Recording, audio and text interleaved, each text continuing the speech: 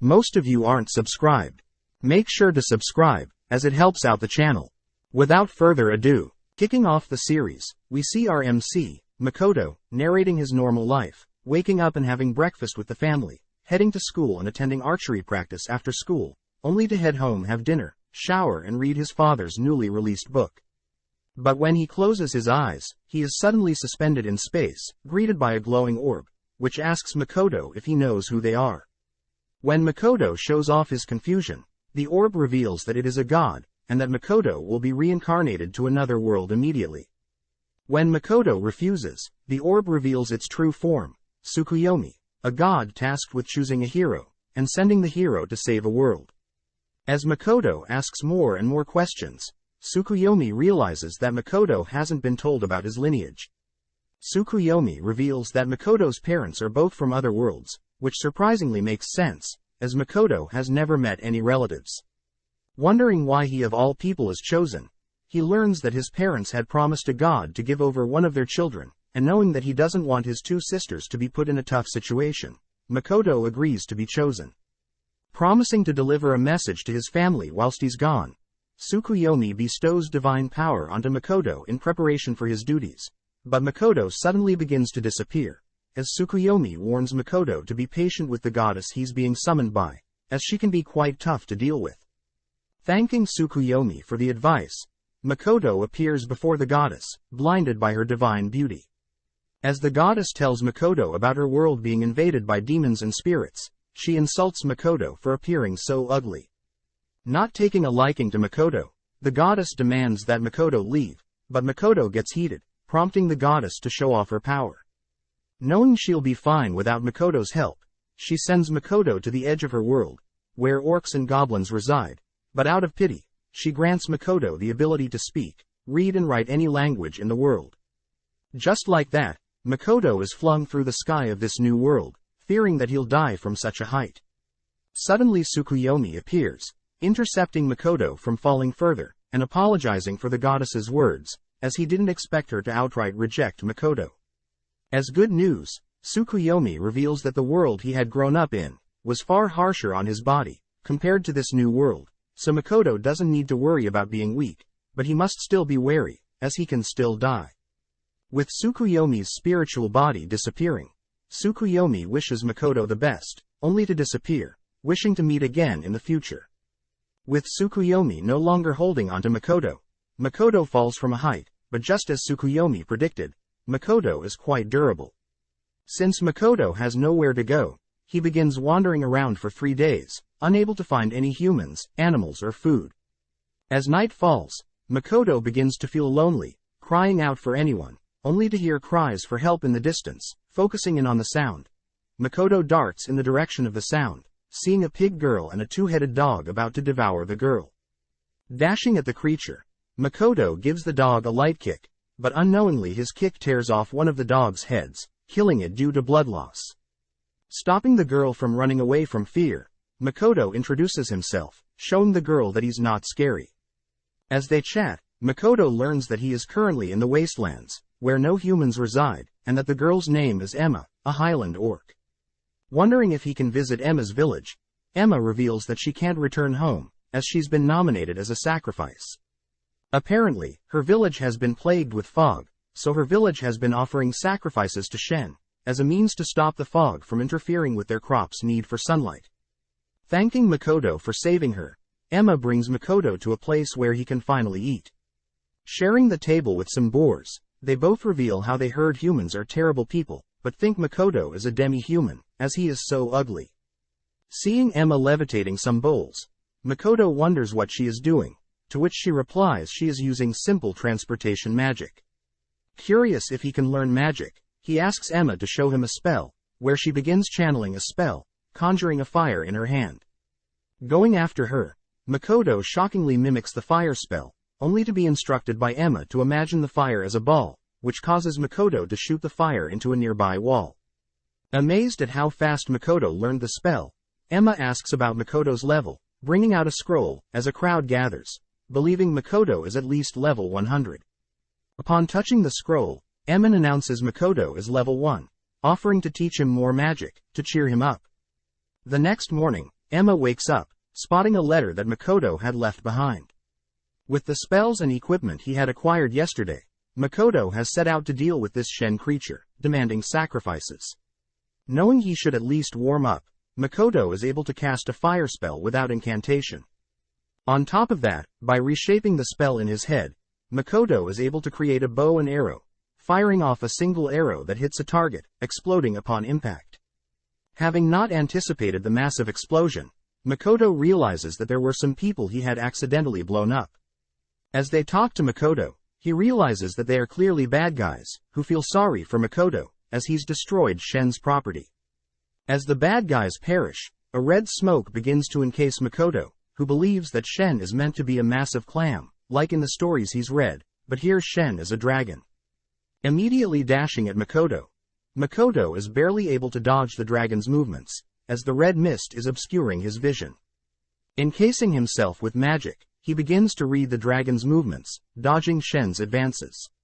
Knowing that he can win, Makoto activates a hidden skill, allowing him to see Shen clearly, whilst casting several fireballs near Shen, who thinks nothing of Makoto's magic. But when struck by a single fireball, Shen sustains huge damage, wondering how fire could harm its fire-resistant body. With no time to think, Makoto sneaks in close, pummeling the dragon several times. Makoto brings the dragon to the ground. Believing the fight is over, Makoto drops his guard, allowing Shen to catch Makoto with some illusion magic. Brought back to his old life, Makoto is alone with Hasegawa, who suddenly confesses to him. Knowing that this is so strange, Makoto attempts to reject her, but is forced to accept her proposal to stop her from crying. After the confession is done, Makoto reveals that he knows this is all an illusion, as he reveals his hidden skill. Makoto can create a zone around himself, which allows him to manipulate the space however he pleases. This means he can also enhance his body, whilst in the zone.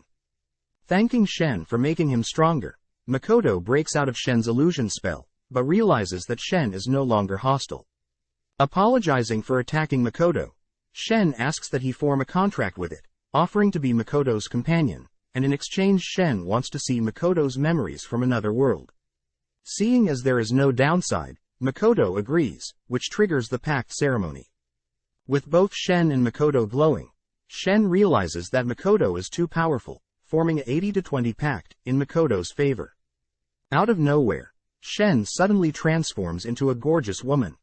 Now in front of the newly transformed Shen, Makoto is kinda sad, as he wanted to soar through the sky, with Shen's dragon form, as it makes travel way faster. Shen reveals that since the pact between them is 80-20, in Makoto's favor, the weaker one normally is forced to take the form of the more dominant one, hence why Shen is now a human. Either way, Shen is fine with being a human, as whilst she had trapped Makoto in her illusion, she had taken a liking to Makoto's memories involving samurais from the Edo period. Realizing that Shen has taken a liking to his historical dramas in his memory, Makoto asks that Shen at least change her outfit, but Shen has no problem with Makoto admiring her beauty. Changing topics, Shen gets serious, creating a gate and revealing that she is in charge of a demi-plane in space, housing different demi-humans. Skeptical at first, Makoto soon realizes that this mysterious plane is massive, wanting to know more about this place. Shen thinks for a bit, but realizes this place was supposed to be a space of complete darkness, but has somehow changed since last checking. Approaching a persimmon tree, Makoto and Shen munch on some delectable fruit, all whilst Makoto spots several plants that he recognizes. Activating his skill, Makoto expands his zone, scanning the area in the zone, only to realize that this place is huge. Wondering about the endpoints of this demi-plane, Makoto learns that things can only enter and exit this area through Shen's mist, so the gods may be unable to directly interfere with this demi-plane. Wondering if they could create a village in this town, Makoto asks Shen if she was terrorizing the Highland orcs, learning that she had nothing to do with it. Knowing that they should clear things up, they head out of Shen's mist, only to spot Emma frantically running towards them. Barely with any breath, she asks Makoto not to fight Shen, but Shen butts in, introducing herself. Teasing Makoto for attacking a woman, Shen surprises Emma, who wonders why the invincible dragon Shen is a human. Filling Emma in on their battle, Shen states that Makoto and her have formed a pact, where Makoto is the dominant partner. As some proof, Shen passes Emma some of her scales that fell off during her battle with Makoto, but when Emma still doesn't believe her, Shen releases her dragon aura, scaring Emma to sleep. As the three return to Emma's village, we see all the villagers dancing and celebrating the good news. As Emma serves Makoto some food, he asks for Shen's whereabouts, learning that she must have gotten too drunk and is fast asleep. Showing her gratitude, Emma officially thanks Makoto for clearing up the misunderstanding with the sacrifices, but also saving her life. Shy about compliments, Makoto states that it was actually Emma that taught him about magic, and that Emma shouldn't feel indebted to him. Zooming out, we see Shen and a orc villager watching Makoto and Emma chat, with Shen noting how strange Makoto is, revealing that he had saved this village, avenging all those that were sacrificed before Emma, without a reason. Wanting to thank Makoto himself, the villager is offered by Shen to come stay in her demi-plane. The next day, Makoto sees every single orc in the village packed up and ready to move to Shen's demi-plane. Demanding to know what Shen did overnight, Shen reveals that it was because of their contract that magically gave life to her demi-plane. Plus, quality of life should be far greater than here in the wastelands, as the water, air and environment is high quality. Worried about the possible creatures that may attack the orcs, Makoto turns to see a mini Shen, wondering if she is Shen's child. Insulted, Shen reveals that the little Shen is a fragment of her true body, which Makoto notes is crazy, as she should tell him what abilities she has.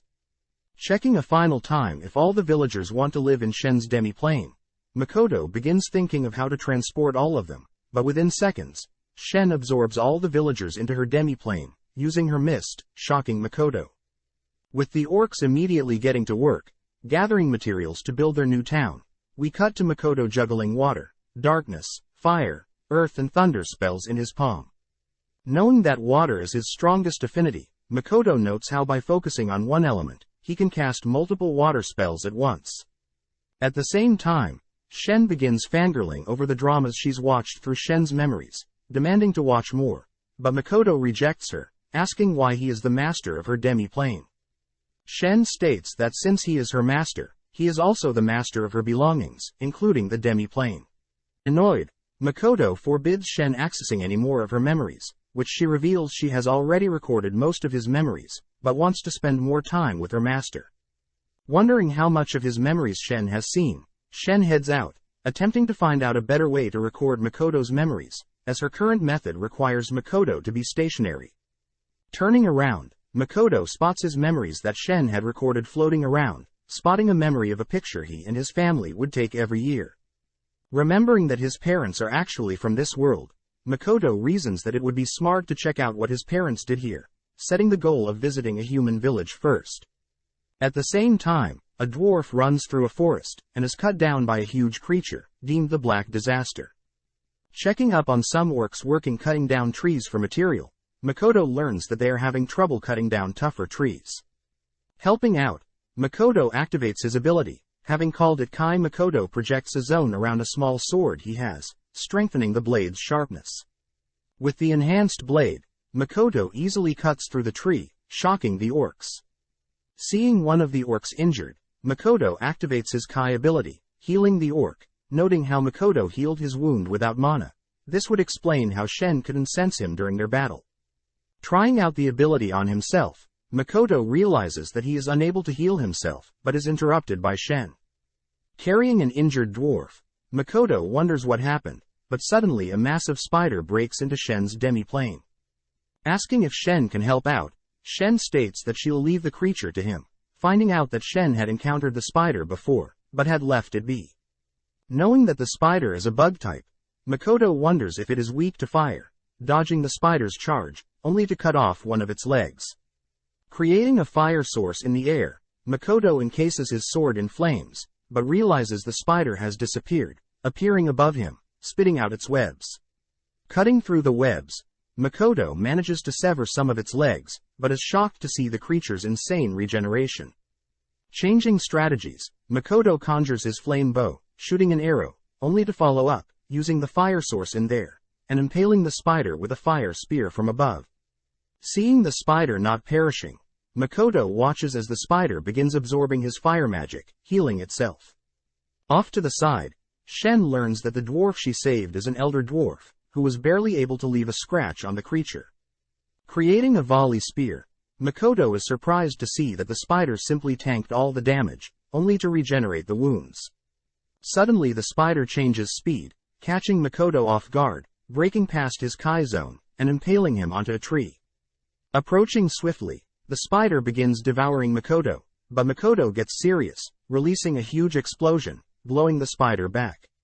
Charging up several fire spells, Makoto barrages the spider with flames, simultaneously shooting and recasting the same spell. Following up, Makoto conjures a water bow, shooting a huge blast of water, sending the spider flying back into the mountains. Seeing Makoto collapse from exhaustion, Shen gets a bad feeling, as the spider has regenerated, grabbing a hold of Makoto before Shen can intervene. Surprisingly, the spider is in love with Makoto, embracing him, but Shen manages to pull him out of the spider's grasp. As the spider suddenly speaks, Shen asks if the spider remembers her, but the spider states that all it cares about is Makoto, getting jealous when she learns that Shen is Makoto's slave. Hearing that, the spider decides to form a pact with Makoto, only for Makoto to wake up in the presence of a gorgeous girl. Asking about how he's still alive, Makoto learns that Shin, her smaller self, and Emma all work together to heal his beat-up body, especially Emma, who is amazing at healing magic. Turning to the girl in front of him, Makoto demands to know who this mysterious girl is, only for her to reveal that she is the spider he fought. Shocked, Makoto wonders how she was able to form a pact with him, when he didn't agree to one, but the girl states that she offered her body and soul, forcing a pact, weirding Makoto out. Joining the conversation, the dwarf and Shen are happy to see that Makoto is alright, but he's clearly annoyed that things happened whilst he was asleep, but reasons that it would be better to have the spider be in its human form. Speaking up, the dwarf asks if he can chat with Makoto privately, to which Shen adds that this dwarf is a special subrace of dwarfs known as elders, able to craft sacred or noble artifacts. Introducing himself as Baron the Elder Dwarf, he thanks Makoto for getting rid of the black spider, as his village will live in peace. But Makoto knows that Shen had made up the lie regarding the spider becoming a girl, saying Makoto was able to break the curse, as a way for the dwarf to accept what is happening. As a request, Baron asks if he may move to this area where Makoto lives, surprised that Makoto has no problem with that. But Shen butts in, demanding that Baron and his village must plan out the town, provide armaments and pay tax for using the land. With Baron accepting the conditions, he notes that it may take a while to convince the heads of his village, but Shen gives Baron some of her scales, which Baron knows can be used to bribe villagers to relocate.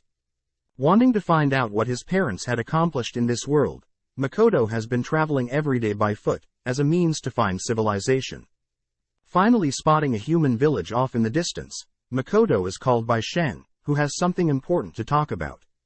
With both Shen and the spider girl there, they both demand to be named by Makoto, as their old names are boring. Thinking of boring names, the girls get annoyed, refusing to accept such ugly names, even fighting for who will get named by Makoto first. With Shen pushing the spider girl over, Shen asks Makoto to give her a name, growing anxious that Makoto can't think of one. Pondering for a bit, Makoto settles on Tomo, inspired by the most feared female samurai in history. Suddenly Tomo begins to glow, stating that when a servant is named by their master, they'll receive a strength boost, but Tomo also mentions how different names will give different boosts.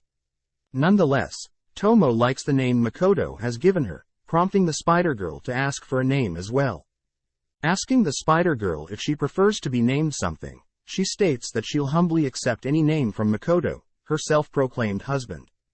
Thinking for a bit, Makoto decides to give her the name Mio, representing her new life as a human, along with his preferred element, water.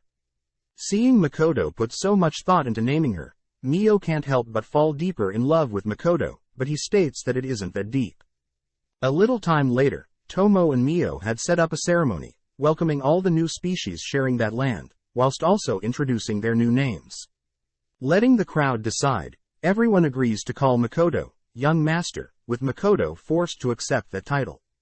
Taking a chance to greet the new species personally, Makoto chats with the leader of the elders in the dwarf village, In disbelief that Makoto, a human, is able to command Mio and Tomoe, such powerful creatures, Eld wonders if Makoto is being instructed by a god, which makes Makoto think of the goddess that turned him away, growing more and more angry with every thought of the goddess.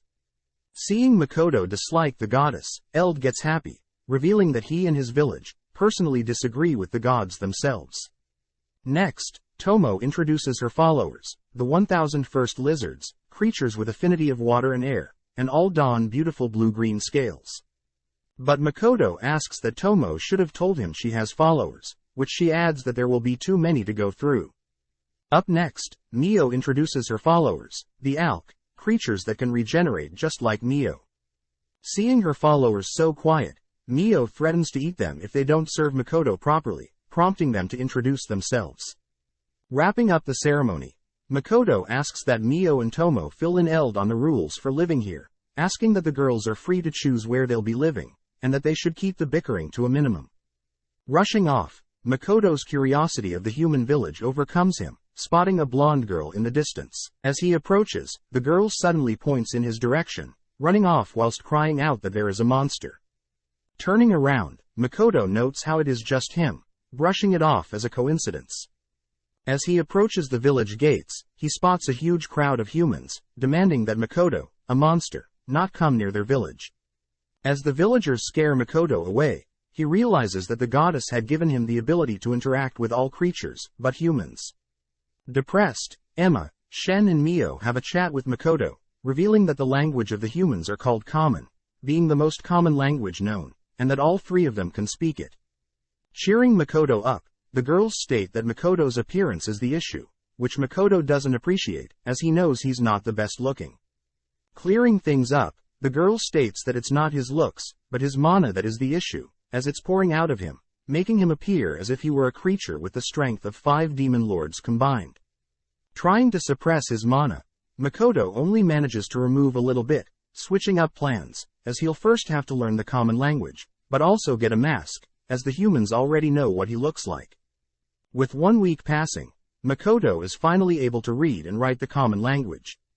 The week after, Makoto is gifted a ring by the dwarves, meant to drain a creature's mana until death, but upon putting it on, the ring breaks, being too weak for Makoto.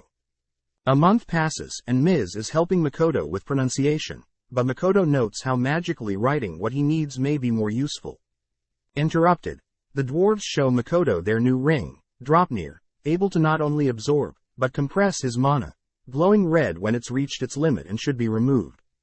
Ready to head to the village, they use the excuse of transferring goods as merchants to get into the village, but at the same time, a mysterious girl looks over them. Passing through the market area, they eventually wound up visiting the Zetsuya Adventures Guild, but get suspicious looks from the receptionist. Luckily, Mio and Tomo convince the receptionist otherwise, allowing Makoto to write out his speech without suspicion. The receptionist states that upon registering, every adventure starts at rank E, but there are special quests with high danger, but the rewards will be huge, allowing for possible rank ups. Assuming Makoto is part of the Merchants Guild, Makoto is forced to lie to the receptionist, checking out the various quests. Learning that the highest ranking adventure in town is Mills Ace, rank SS and level 444. Turning around, Makoto sees Mio and Tomo measuring their levels, with both of them maxing out level 400 scrolls. Trying out a level 1600 scroll, we learn that Tomo is level 1320, whilst Mio is level 1500. Refusing to accept Mio as a higher level, Tomo demands to be remeasured, but the receptionist states that Mio and her are both the strongest ever known adventurers. Receiving her adventurer's card, Tomo learns that after her and Mio is the adventurer Sophie Bulga the Dragon Slayer, having a level of 920, and achieving the feat of slaying a Lancer dragon, someone that Tomo apparently knew. Off to the side, Makoto measures his level, sad to see that he's still level 1, placed in rank E. With evening arriving, the three visit an inn, asking for 2 rooms, only to be shocked at the expensive price, being 6 gold per night. Flashing her high rank, Tomo smashes a hole in the ground, threatening the inn's receptionist, which makes him lower the price to only 2 gold. Able to rest for a bit, without his disguise, Makoto notes how the prices in the village are way too expensive, and that the villagers are acting suspicious. Setting out to grab some food, Makoto has Tomo guard their carriage of goods, as he along with the girls know that they are being targeted, as their merchant title is drawing in attention. That night, Tomo is alerted by some attackers, all whilst Mio and Makoto's date is interrupted by a little girl. Wondering what a little girl is doing out at night all alone, Makoto realizes that something is off, asking that Mio talk to the girl. Unexpectedly, Mio puts on a terrifying glare, threatening the girl to leave them alone. Calling Mio back, Makoto scolds Mio for scaring the little girl, but Mio states that she simply wants to be alone with Makoto. Seeing Mio and Makoto arguing, the little girl can't help but giggle, making Makoto more comfortable with asking the girl her reason for being here. With the girl clinging to Makoto, Makoto reasons it would be best to head back to their inn for now. Whilst this is happening, a mysterious man watches from afar, disappearing into an alleyway. Returning to the room, the little girl begins talking about how she and her older sister were traveling together. When they entered the village, her older sister had started looking for work, but had suddenly disappeared. Makoto learns that the older sister has been gone for 1 month now, and since the little girl doesn't have any money, she has been kicked out of the place she has been staying in. As the little girl begins to break down, both Makoto and Mio suspect that her older sister is in some sort of trouble. Cutting to the carriage the gang had brought, we see several ninjas approaching the carriage, only to hear Tomo's voice from behind them. Demanding to know who they're, Tomo is forced to dodge the ninjas' advances, kicking one lightly, but even with her holding back, her strength is insane. Evading two of the Tomo begins to feel bad as she is moving too fast and way too strong for her opponents. With all but one defeated, she spots the last one attempting to flee, easily catching up and knocking them out, as she plans to interrogate them later. Returning to Makoto to tell him about what had happened, Tomo is scolded for not holding back more against mere humans, and that she's lucky that they have Mio to clean things up. Unwrapping the sole survivor, Tomo learns that there were female amongst the attackers, which makes Makoto scold her more for not considering these things. But realizing that the little girl is here, Makoto refrains from punishing Tomo. Finally revealing her name as Rinin, Tomo learns of Rinin's tragic past, but Rinin is more amazed that Makoto is not a mute, but he still can't speak to other humans. Since it's getting late, Makoto asks that Rinin eat food they had brought for Tomo, and take Tomo's bed for the night, as punishment for Tomo. Happy to be given such luxuries, Rinin accidentally calls Makoto Big Brother, only to apologize, but Makoto says Rinin can call him whatever she feels comfortable with. Before she leaves, Rinin gives Makoto a sketch of her sister, which Makoto, upon seeing, recognizes something. As Rinin leaves the room, she for some reason looks guilty. As Mio returns from eating up the corpses in the crime scene, she enters the room, only to see Makoto with a serious look, checking the memories of their captive. Upon seeing Mio, Makoto changes his tone, thanking Mio for taking care of the corpses. Having looked through the captive's memories, Makoto finds out the attackers were all at the guild when they had first visited, suspecting that they must be linked to Rinin and her missing sister. Having a rough idea of where the perpetrators are, Makoto asks that Mio and Tomo head out immediately, giving them the serious look from before.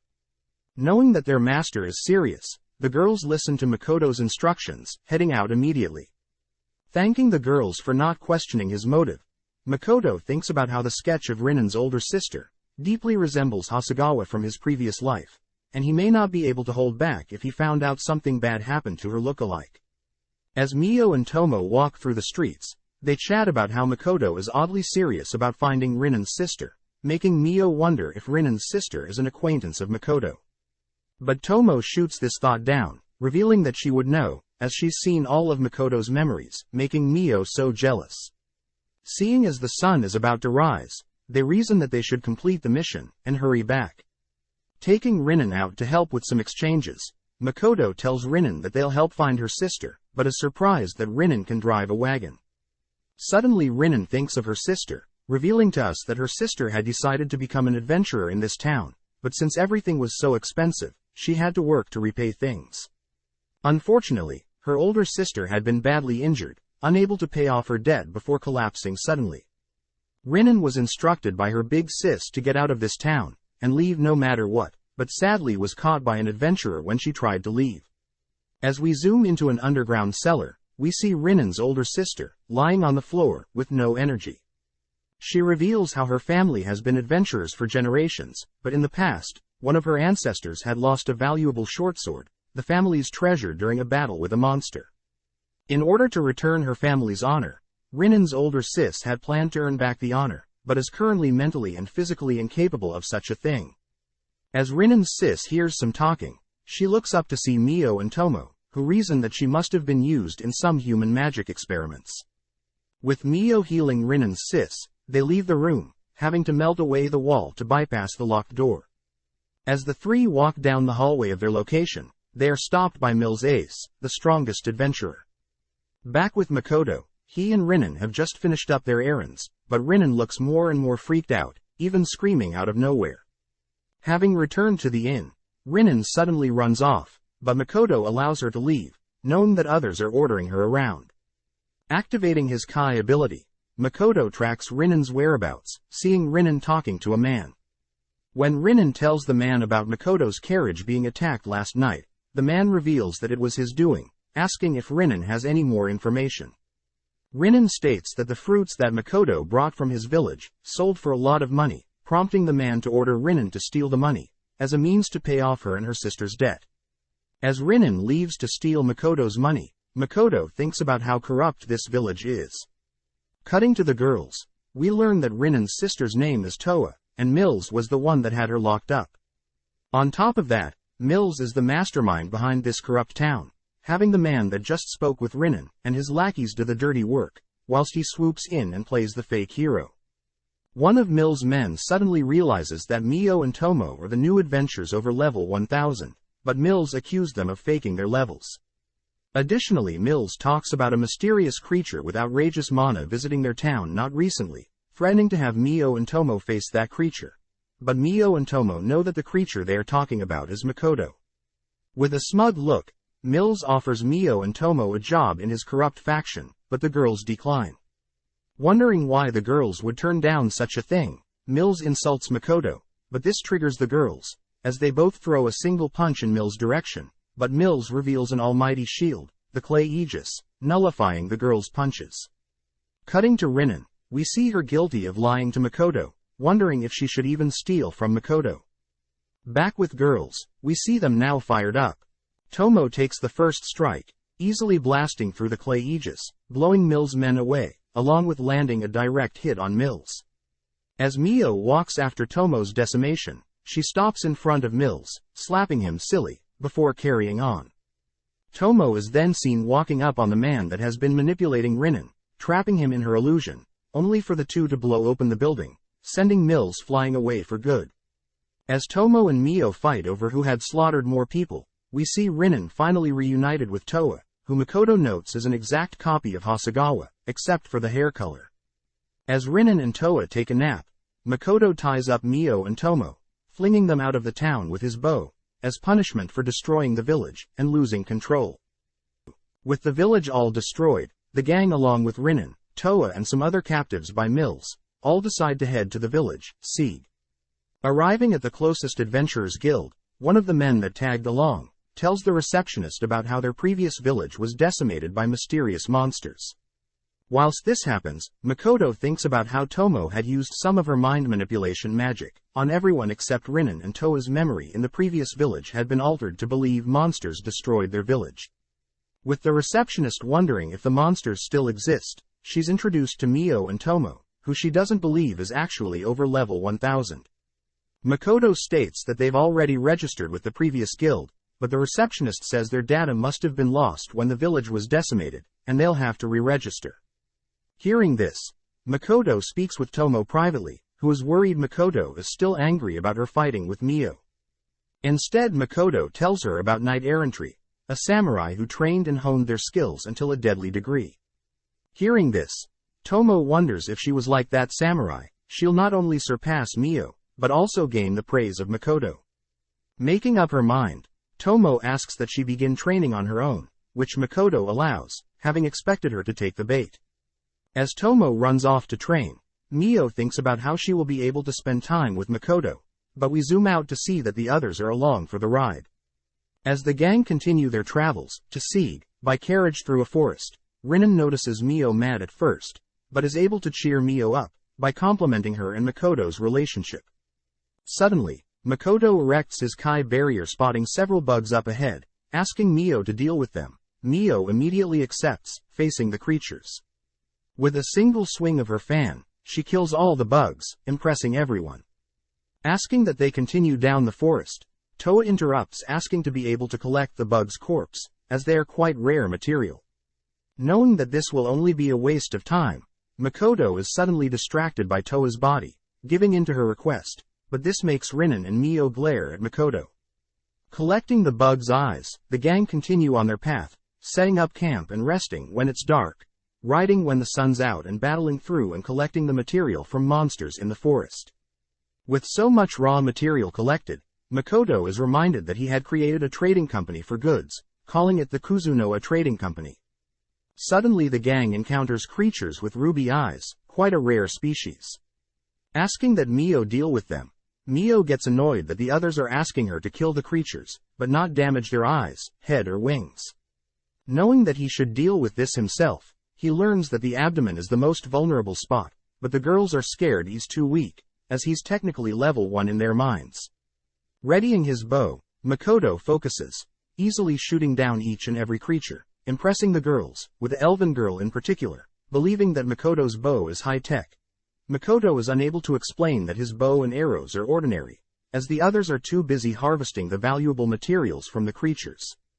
Finally arriving at Sieg, Makoto is re-registered, sad to see that his level is still 1, even after slaying those creatures in the forest. With Makoto asking that Mio wait for Tomo to have them both re-register at the same time, Makoto visits the quest board, spotting only rank A and B quests, looking at a special quest by the Rembrandt Trading Company in particular. Since it's special, Makoto can accept it regardless of rank, realizing that this quest is asking for ruby eyes. Suddenly Toa interrupts Makoto, telling him about her rank up during their adventure, pleasing Makoto, as he asks that they split the goods they acquired. Asking for one of each of the goods, and most of the ruby eyes, Makoto apologizes for hogging the valuables, but the others are simply happy Mio and Makoto helped them get here. Seeing everyone's sad faces, Makoto states that they should at least throw a party to celebrate their parting ways, which pleases everyone. With Toa offering to set things up for the party, Makoto exchanges contacts with Toa using their guild cards, which Makoto notes how high-tech this is, as all adventurers no matter the rank have access to a town map and monster encyclopedia, but it comes at the cost of a yearly fee to the guild. That night, Mio and Makoto meet up with the others for their party, at a tavern. Seeing that they offer meat, Makoto can't help but dig into a huge chunk of meat. Watching him, Louisa the Blessed Gunner, an elven girl that's rank A- and level 108, talks about how she can barely sense Makoto's presence or desire, amazed that she has never seen anyone use a bow like Makoto. Next Mio glares at Hazel, who is an alchemy master who's rank B+ and level 114, learning that Makoto plans to use the ruby eyes he acquired from their trip for a special quest he found earlier. Next is Renina, who's a dwarven priest knight, rank B+ and level 122. Quite drunk, Renina challenges Makoto to an arm wrestling contest, but is surprised when she's defeated by Makoto. Finally, Toa is revealed to be a dark thief, with rank A and a level of 125. As the party comes to an end, Toa asks more about Makoto's special quest, but upon hearing it's from the Rembrandt Trading Company, she warns Makoto about some rumors she's heard regarding them. As the two make their way back to the room they will be sharing, Makoto asks that Mio go on ahead, as he plans to grab the goods for the special quest, being warned by Toa that people that accept Rembrandt Trading Company's quest usually have bad things happen to them. Since Tomo is nowhere to be found, Mio gets antsy wondering if he and Makoto will get to share a bed, but when Makoto arrives, he simply sleeps in his own bed, making Mio regret not destroying one of their 2 beds. The next day, Mio and Makoto head back to the demi-plane, which Makoto is proud to announce that he's able to create the mist needed to enter and leave whenever he wants. Greeted by Tomo's fragment and Emma scolds Makoto for not acting more kingly, as he may be an adventurer in the real world, but in the demi-plane he is the ruler. Filling in the two on what has transpired since they were gone, Makoto learns that the Alks are settling in the mountains with the help of the orcs and mist lizards. The dwarves are helping with construction and repairs, along with designing new equipment, and as for farmland, the mist lizards are in charge of clearing farmland and guarding the village. As a final surprise, Makoto spots a huge area of land, being built specifically for him, designed based on his memories, which Makoto remembers Tomo had recorded a bunch of his memories, and this is what it's being used for. Speaking of Tomo, Makoto is sad to hear that neither Emma nor Tomo's fragments have been able to get in touch with Tomo. Suddenly Eld appears, showing off his new boots invention, allowing him to walk and keep up with the younger dwarves, but more importantly asked to show Makoto something. Unveiling his new leather, scaled and full-plated armors, Eld asks that Makoto equip one of them, but are all disheartened when Makoto refuses to wear any of them, as they are too heavy-duty and flashy. Instead, Makoto notices a thinner protective gear on the racks, which Eld states that Rugi was the one that crafted this coat. Makoto recognizes that name as the same person that crafted his Dropnir rings. Rugi reveals that the gear absorbs mana, just like his Dropnir rings do. When the gear is blue, it prioritizes physical and magical defense. But Makoto has the option to convert the gear to red, favoring mobility over defense. Trying out the gear, Makoto is sad to see the gear is already exhausted with his mana, but Rugi states that he'll make the gear more compatible with Makoto's vast mana pool. Meeting with Mio, Makoto is introduced to some of Mio's ALK followers, who are practicing appearing as humans. Seeing them gather such materials from the demi-plane, Makoto notes that the goods grown in the demi-plane are more powerful than normal. With nothing else left, Makoto heads to the Rembrandt Trading Company to complete his quest, but upon arriving, realizes that the quest isn't as easy as it seems. Sitting down with the representative of the Rembrandt Trading Company, Patrick, Makoto apologizes for not being able to talk, and instead will be communicating via his writing magic. Perfectly fine with this, Patrick's butler enters, as Patrick asks about how long Makoto's been an adventurer, as Patrick is aware of most adventures in this town, but doesn't recognize Makoto's name. Telling Patrick about how he has moved into town recently, Makoto reveals that he's rank E and level 1, aiming to join the Merchant Guild and establish his own trading company. Hearing this, Patrick gets mad, standing up and scolding Makoto for doing things wrong, only to ask Makoto to leave. Having heard Makoto's level and rank, Patrick assumes Makoto is using this meeting to establish a connection with his trading company, but Makoto unveils the ruby eyes, shocking Patrick.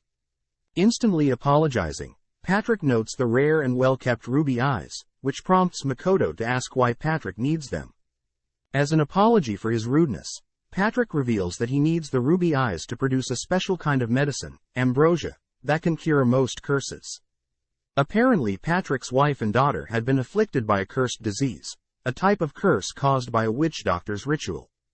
Patrick was able to capture the witch doctor, but they were only able to find out that it was a B-rank curse, before the witch doctor had died. Wanting to help, Makoto asked that he be present when the medicine is made, as he personally knows an alchemy meister that'll speed up the creation process, and since it takes 2 eyes to cure one person, Makoto gifts all of his eyes, bringing Patrick and his butler, Morris, along with everyone to tears. Seeing every butler and maid act like family around Patrick, Makoto realizes he should give them some space, as Patrick gives him a receipt along with the time in which the medicine will be made. Heading to join the Merchant Guild, Makoto learns from the receptionist that there is a test to joining that can be taken anytime, involving a written test based of a guild manual, and upon completing the written part, Makoto will be required to take the physical test, asked to supply random goods such as empty bottles or even wolf fangs. If he passes both, he'll have to deposit a huge sum of money as proof of economic strength, but if he fails, he'll have to wait half a year before taking it again. Asking to buy the manual, the receptionist recommends just borrowing someone else's as it is quite expensive, but Makoto reasons a personal copy would be best. Having a look at the manual, Makoto gets surprised, making the receptionist feel bad, as she knows the test is hard. Surprisingly, Makoto asks to sit the test immediately, shocking the receptionist. Brought to a room, Makoto notes how he has memorized most things already. As this happens, the examiner enters, taking Makoto's manual, whilst handing him his test and starting a timer. Looking through the test, Makoto immediately gets to work, speeding through the test, as the questions are on par with kindergarten questions in his previous world. Surprising the examiner, Makoto wonders how educated this world truly is, but has no time to ponder as he's asked to pick a rank for his physical test. Unfortunately, picking rank A, Makoto is asked to retrieve 4 highly rare items, or items on par with their values. Unfortunately, Makoto must be at least level 50 to take on rank A quest, meaning Toa, the elf, the dwarf and the chemist he came to town with are actually quite strong, as they are all level 100 and above. Pulling out some items that he was given before he and the gang departed, the examiner is shocked to learn that Makoto has such connections, immediately welcoming him into the Merchants Guild. Congratulating Makoto, the receptionist asks Makoto to return tomorrow to pick up his guild's card, sending him on his way. In the meantime, we cut to Tomo, who is seen training hard to become a knight-errantry, slaying countless creatures, even bringing a crab back to the demiplane. With all the town's folks helping to boil the crab, Tomo slices up the crab, only to devour the plump meat with the villagers. Suddenly, Tomo gets word that Mio is looking through Makoto's memories, scared that Mio will see the historical dramas she hasn't seen yet, and eat them. Tomo rushes back to Makoto's house. Upon entering, is welcomed by Emma, who had fed Tomo false information about Mio, knowing that Tomo will show up. Instead, Mio is translating Makoto's memories, which was Tomo's job before she disappeared, and as a threat Emma states that she won't tell Makoto that Tomo had returned to the demi-plane, as long as she does her job. As Emma leaves, Tomo commends Emma's craftiness, as she thinks of ways to procrastinate. As Tomo and Mio catch up, Mio asks that Tomo stop distracting her, and that Tomo should report to Makoto on her return. Cutting to Makoto, we see him entering a bar, unsure what to order as a drink, and blindly ordering one. As he waits, he hears other adventurers talk about how a powerful Gain crab had scared away red bee swarms from a nearby forest. Unsure what creatures they are talking about, Makoto is finally served a yellow drink, wondering if it could be lemon, but all whilst this is happening, 2 people watch him. Taking a sip, Makoto is sad to learn the drink is banana-flavored, and not even that strong in flavor, which makes him miss the demi-plane's fruit. Following Tomo's fragment, she is seen sneaking some fruit, only for Makoto to appear through some mist, teasing her for stealing. As they both munch on some fruit, Makoto learns that the weather in the demi-plane has been all over the place, reducing the amount of fruit produced. Wondering what the cause could be, Makoto asks about the illusionary city he's asked his followers to work on, but Tomo's fragment admits that she doesn't know what Makoto is asking for, regarding the illusionary city. Happy to explain, Makoto states that selling fruit and equipment to the outside world may not work well, as people may not value the items, or there could be conflict as people may suspect something, with Makoto always having such powerful items. Instead, Makoto wants to have adventurers wander through a mist and into the demi-plane, gifting these adventurers with some free items, only to send them away. This way these adventurers will spread the news of this mystery town, and the rare items, allowing Makoto to more easily sell and integrate items in the demi-plane into the real world. Suddenly, Makoto is called telepathically by Tomo, who asks Makoto to come to her location, as Mio is going rogue.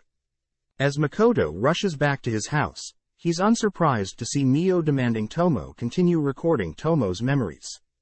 When Tomo refuses, Mio threatens to eat Makoto's memories with historical dramas. Asking to be caught up, Makoto learns that Mio was working on translating his memories, but had seen something in the memories, but couldn't see all of it, demanding Tomo to produce the remaining memory. Stepping in, Makoto tries to break them up, but they simply continue bickering, annoying Makoto.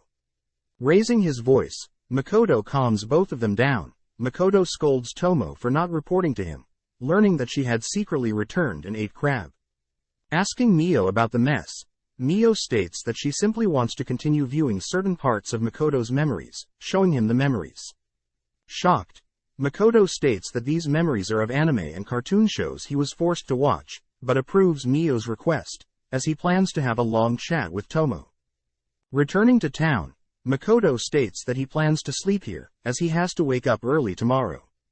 Seeing Mio and Tomo occupy one bed each, Makoto states that the master should at least have a bed, but Tomo and Mio have other plans, wanting to share a bed with Makoto. Seeing this, Makoto reasons it would be best to just sleep on the chair, as Mio and Tomo have already fallen asleep. As the next day comes, Makoto meets up with Hazel, who's just happy to get a chance to witness the creation of such valuable goods. In the meantime, the two mysterious people watching Makoto in the bar, following Hazel and Makoto, stating that they'll stop Patrick from having his way. Cutting to a mysterious location, we see Morris and Patrick, torturing the witch doctor that had cursed Patrick's family. Telling Hazel about how he'll be helping out his special quest involving the Rembrandt Trading Company, Makoto apologizes, realizing that Hazel is afraid he may mess things up and make an enemy of a very influential company. Just then, Patrick and Morris enter, telling the two that all preparations are done. Taken to a lab by Morris, Hazel quickly checks the materials, as he quickly double-checks with Morris, who too knows how to make ambrosia. Apparently special medicinal liquids need to be extracted from the ruby eyes, but apart from that it's a pretty simple process, which Makoto is shocked, expecting it to take several days.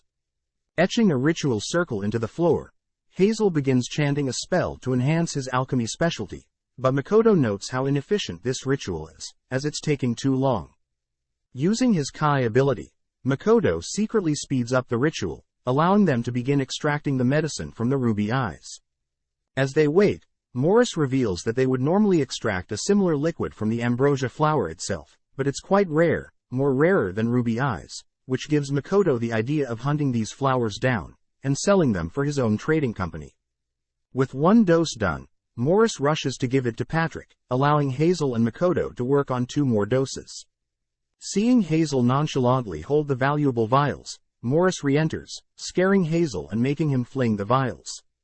Immediately activating his Kai ability, Makoto saves one, propelling himself to the second one, barely able to save it. Morris apologizes for scaring them, but asks that they come speak with Patrick immediately. Meeting Patrick, they are shocked to see Patrick heavily wounded, revealed to be attacked by his wife, when he tried to administer the medicine. Patrick states that this is the first time she's acted like this, which makes Hazel think that the cursed disease must be causing his wife to purposely fight against taking the antidote. Wondering if it's even possible, Hazel states that if it's a level 8 curse and above, it's perfectly reasonable, which only makes Patrick despair further. Patrick reveals his wife has started hating the sun and begun rampaging more often, losing hair, turning frail, and eyes have become red, scaring him as she doesn't even resemble a human. Wanting to help out, Makoto asks to be taken to her, as he will restrain her and administer the medicine. Not wanting Makoto to get hurt, Patrick says that neither Morris nor the guards could restrain her, but Makoto exudes his confident aura, making Patrick, Hazel and Morris believe in him.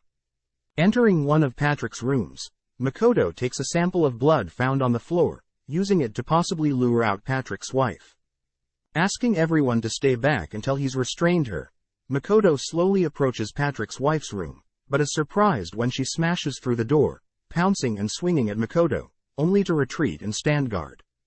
Reminded of his sisters, Makoto remembers how his sister used to perform judo moves on him, copying such moves, to lock Patrick's wife in an armbar, immobilizing her. Calling for Patrick to administer the medicine, Patrick allows his wife to bite him, giving him the opening to feed her the medicine, instantly restoring his wife, Lisa, back to her human form.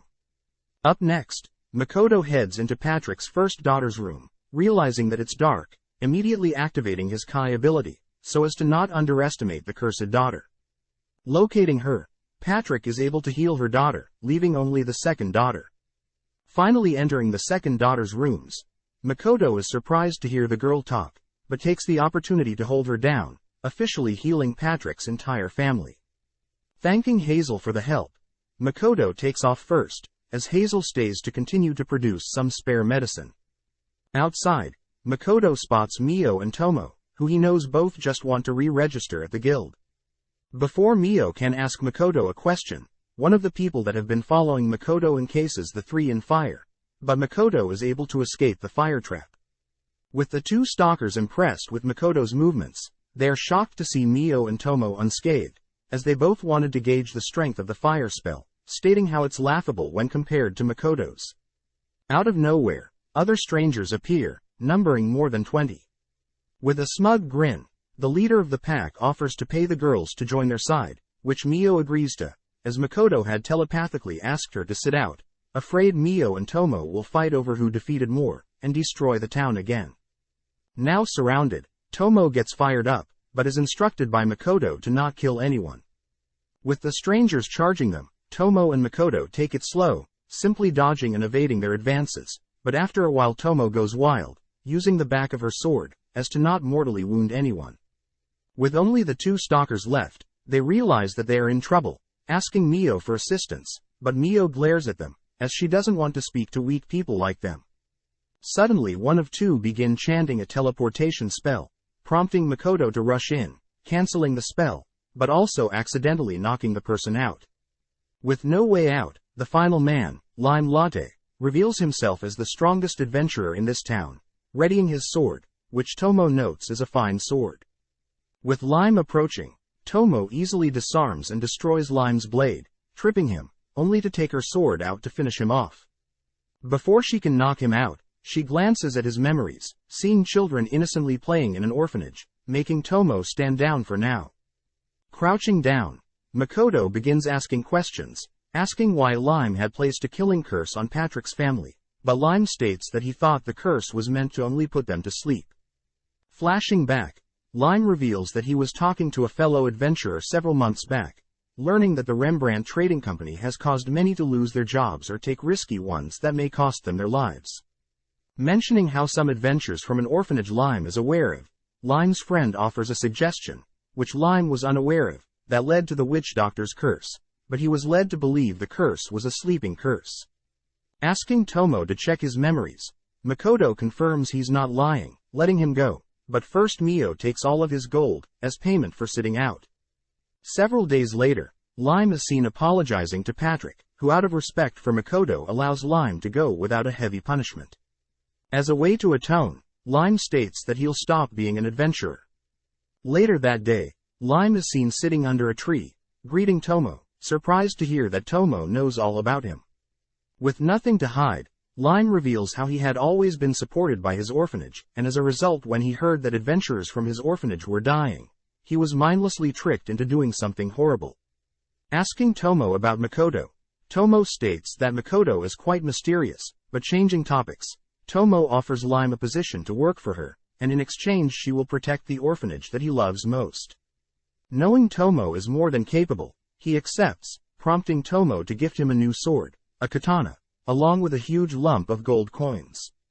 Following Patrick and Morris, we see Tomo listen into their conversation, as they discuss how they'll have to intervene if Makoto's trading company ever overtakes theirs, leading Tomo to wonder if Rembrandt's trading company is hiding something. With Makoto and the girls all returning to the demi-plane, they all sit down and enjoy a meal together, but Emma suddenly brings up some bad news. Asking Emma about the issue, our trio learn that the lizardmen and the orcs tasked with protecting the demi-plane have grown depressed, knowing that they'll never be able to defeat their masters. Mio wonders if they should let someone else train them, but Tomo asks Mio to use her head, as the followers may think their master may have abandoned them. Hearing Tomo insult her, Mio suggests she and Tomo exercise a bit, but Makoto orders them to not fight. Wondering how strong these lizardmen are, Makoto asks to visit them himself, asking Tomo to rally them, but she can't be bothered. On top of that, it seems Mio's ALK followers are all individually strong, not experiencing any dissatisfaction, and have even begun producing medicine and experimenting with alchemy. Erecting his Kai ability, Makoto listens to some orcs having lunch, overhearing them talk about how Mio and Tomo are undefeatable, only allowing the strongest to even land hits. But Makoto is worse, as no one can even come close to touching him when he's using his bow, but if you're somehow able to get close, he'll simply create a massive explosion, sending everyone back. As the orcs chat, they wonder if the lizardmen feel the same, as different races never get to see each other train. Feeling bad about going hard on the orcs, Makoto wonders what he should do, but is distracted by Mio, who has taken a liking to tomatoes. Pleased to hear that, Makoto suggested boiling them, or even dehydrating and soaking them in oil. As Tomo meets up with them, she reports that her lizardmen are experiencing similar things, unable to overcome their weakness. Hearing this, Makoto realizes that the orcs and lizardmen are not talking to each other, which Emma states that species keep their tactics confidential. Pondering for a bit, Makoto thinks about what would change if the orcs would use the lizards' fighting style or vice versa. But Emma doesn't understand, prompting Tomo to step in and ask Emma if she thinks that the orcs or lizardmen would grow stronger if they remain how they are. Just then, Tomo gets an idea, which Makoto makes her promise will not cause any casualties. Gathering all the orcs and lizard men, Tomo sets up a duel between the greatest warriors from each species, in a one-on-one duel. Calling out a representative from each side, Tomo's fragment announces Agaras, the representative for the Highland orcs, and from the Mist Lizards Liddy. With both courageous warriors taking the fight seriously, the duel begins, prompting Liddy to blast Agaras with a wind roar, only to pounce on Agaras. Remaining calm, Agaras conjures a shield, halting Liddy's advances. Now on the offense, Agaras smashes his axe into the ground, blowing Liddy back, but Liddy takes the chance to carve up Agaras with his wind roar, moving in for the finishing blow. But Agaras had wanted this, grabbing a hold of Liddy's tail, only to slam Liddy into the ground, ending the battle in Agaras' favor. Seeing it as now as the perfect opportunity, Tomo states that although both warriors put on a good show, they are completely hopeless when compared to Mio, Tomo or Makoto. Picking the crowd's brain, Tomo states that they may be weak compared to our trio, but this doesn't give them the excuse to continue to stay how they are. Therefore Tomo announces that every 7 days, every orc, lizard, dwarf and alk will be asked to participate in individual matches, with a rank assigned to each person. Hearing this, the crowd fears that they'll be revealing their tactics to other species, but Tomo scolds them, as hiding their secrets are the least of their worries, as by ridding themselves of their ego, and learning from others, is truly the only way to even come close to our trio's knowledge and power. With Makoto chiming in, he too states that growing, learning and competing with each other, will allow them all to become true warriors, naming the system the Demiplane Rankings. Returning to town, Tomo and Mio once again compete to see who has the higher level, but unfortunately Mio remains the stronger one, with a level of 1500 and Tomo with a level of 1340. Seeing Makoto with the girls, the receptionist tells Makoto about how Lime, the rank 1 adventurer in town, had retired, and asks Makoto to find a suitable replacement. Thinking for a bit, Makoto says he knows a couple rank 100 adventurers, which Makoto then asks Tomo to train Toa's party, knowing Tomo is more than capable. As Makoto leaves, Tomo thinks about how Makoto's attitude when talking about Toa is serious, therefore Tomo deduces that Toa resembles someone in Makoto's past life. Knowing this, she reasons it would be best for her to train Toa and her party, and make them leave Makoto's life as fast as possible. Immediately brutally training Toa and the others, Tomo puts them through hell, tasking them with fighting huge beast creatures, but immediately Tomo is forced to step in trapping the creatures, as Toa's party are about to lose. Asking them individually, Tomo demands to know why Louisa, the elven archer and Toa the assassin decided to attack head-on, scolding them for being too reckless simply because they're high level. Next, Tomo questions Hazel on not using his earth and water magic, which surprises everyone, as he's only been able to use healing magic. Seeing as there is no other way, Tomo teaches them a strategy, asking Hazel to lay out a trap for the creatures, and Louisa to reposition herself, to shoot from afar. Releasing the trapped creatures, the party are shocked to see some of the creatures stuck, allowing Louisa to easily snipe them. But Tomo asks the party to be on guard, as there are more coming. Tomo instructs Renina the dwarf to tank the incoming swarm, allowing Toa to stealthily sneak in from behind and slay them. With this Tomo states that Hazel only needs to heal when needed, and cast water and earth spells to help with offense. With the party training until sunset, Tomo congratulates everyone, but sets their next goal of conquering a creature's den, filled with 100 of the same creatures they've fought today. Hearing this, the party states that they're still too weak, but Tomo states that she knows they are able to achieve such a feat, ordering them to rest for today, but tomorrow she expects them to report back to her, succeeding in conquering the creature's den. The next day, Tomo waits at the guild for Toa's party, learning that the den she had assigned is actually quite impossible for Toa's party. The location is known as Death Wish Road, as the location is near the Tinnarak forest, where many adventurers have gone missing. Just then, Toa and her members return, completely beat up and having used up all their resources, but they complete Tomo's quest, making a name for themselves in town. Cutting to Makoto, we see him ask Mio if she could hunt down the ambrosia flowers, asking Mio to search the Tinnarak forest. Heading to meet with Patrick, Makoto asks if he could borrow some of Patrick's housing space for his own company, which Patrick happily obliges, asking Morris to make space for Makoto.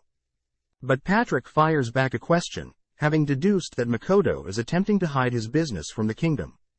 Apparently, Makoto had learned from the receptionist that hiding one's business is quite normal, but it's difficult to get connections. Since Patrick owes him a favor, he knows that Patrick would be more than happy to help out, as Patrick personally knows a location completely outside the reach of the kingdom, asking for some time to arrange such a location. Following Mio, we see her and one of her followers finally reaching the Tinarak forest, but as we zoom inside of the forest, we see several adventurers, exploring the forest, unknowingly having two mysterious people stalking over them. As we follow Aris, the mysterious girl stalking the adventurers that entered the forest, she begins looking down on the already defeated adventurers, learning that Aqua, the girl with her, had only immobilized them, disgusted that humans would enter their sacred forest. Following Makoto, we see the three girls attempting to help reduce his mana pool, but no spell is capable of reducing it whatsoever. Just then, Tomo's fragment reports that preparations are ready, seeing that the villagers of the demi-plane have set up a party, celebrating the formation of Makoto's new trading company. Giving a speech, Makoto gets shy, but Tomo's fragment brings Makoto a beverage cheering him up. As a thanks, Makoto pats the fragment on the head, but realizes that since she is part of Tomo, both the fragment and Tomo feel Makoto's head pat. Seeing this, Mio gets jealous, offering Makoto some food, realizing that she can take the chance to feed him, but Makoto unknowingly just uses his hands. Seeing herself and Mio hogging all of Makoto's attention, Tomo drags Mio away, leaving Makoto to spend time with the villagers that have gathered here today. Stepping up, Alkina the Alk introduces herself, showing off how she can maintain her human form for long periods of time, impressing Makoto. Since Alkina had accompanied Mio to the Tinarak forest, Alkina gives Makoto a full report of the different species of flowers and their respective coordinates in the forest, confirming that there are ambrosia flowers in the forest. The only issue is that there seems to be creatures living in the forest, so Mio nor Alkina chose to not take things without permission. Asking if Alkina and her friends are finding the demi-plane fine, Alkina happily states that her friends, Haruna is enjoying training with other warriors, Minato is participating in blacksmithing and alchemy with the dwarves, Hokuto is helping the orcs with construction, and finally Alkina is lucky to follow Mio around all day. Up next, Makoto talks to Liddy, who reports that he's been studying the other species' tactics, leading him to finally beat Agaras, his orc rival. Happy to hear that, Makoto learns Liddy is also training with Tomo, scared that she is monstrous compared to him. Sitting down with Baron, Baron asks about life in town outside of the demi-plane, finding it funny that Mio and Tomo try to fit in, but stand out due to their outrageous power. Wondering if Baron is getting tired of the demi-plane, Baron corrects Makoto, stating that most of the demi-plane has actually not been explored, therefore there is no reason to leave until then, plus he gets to serve Makoto to his full abilities whilst here.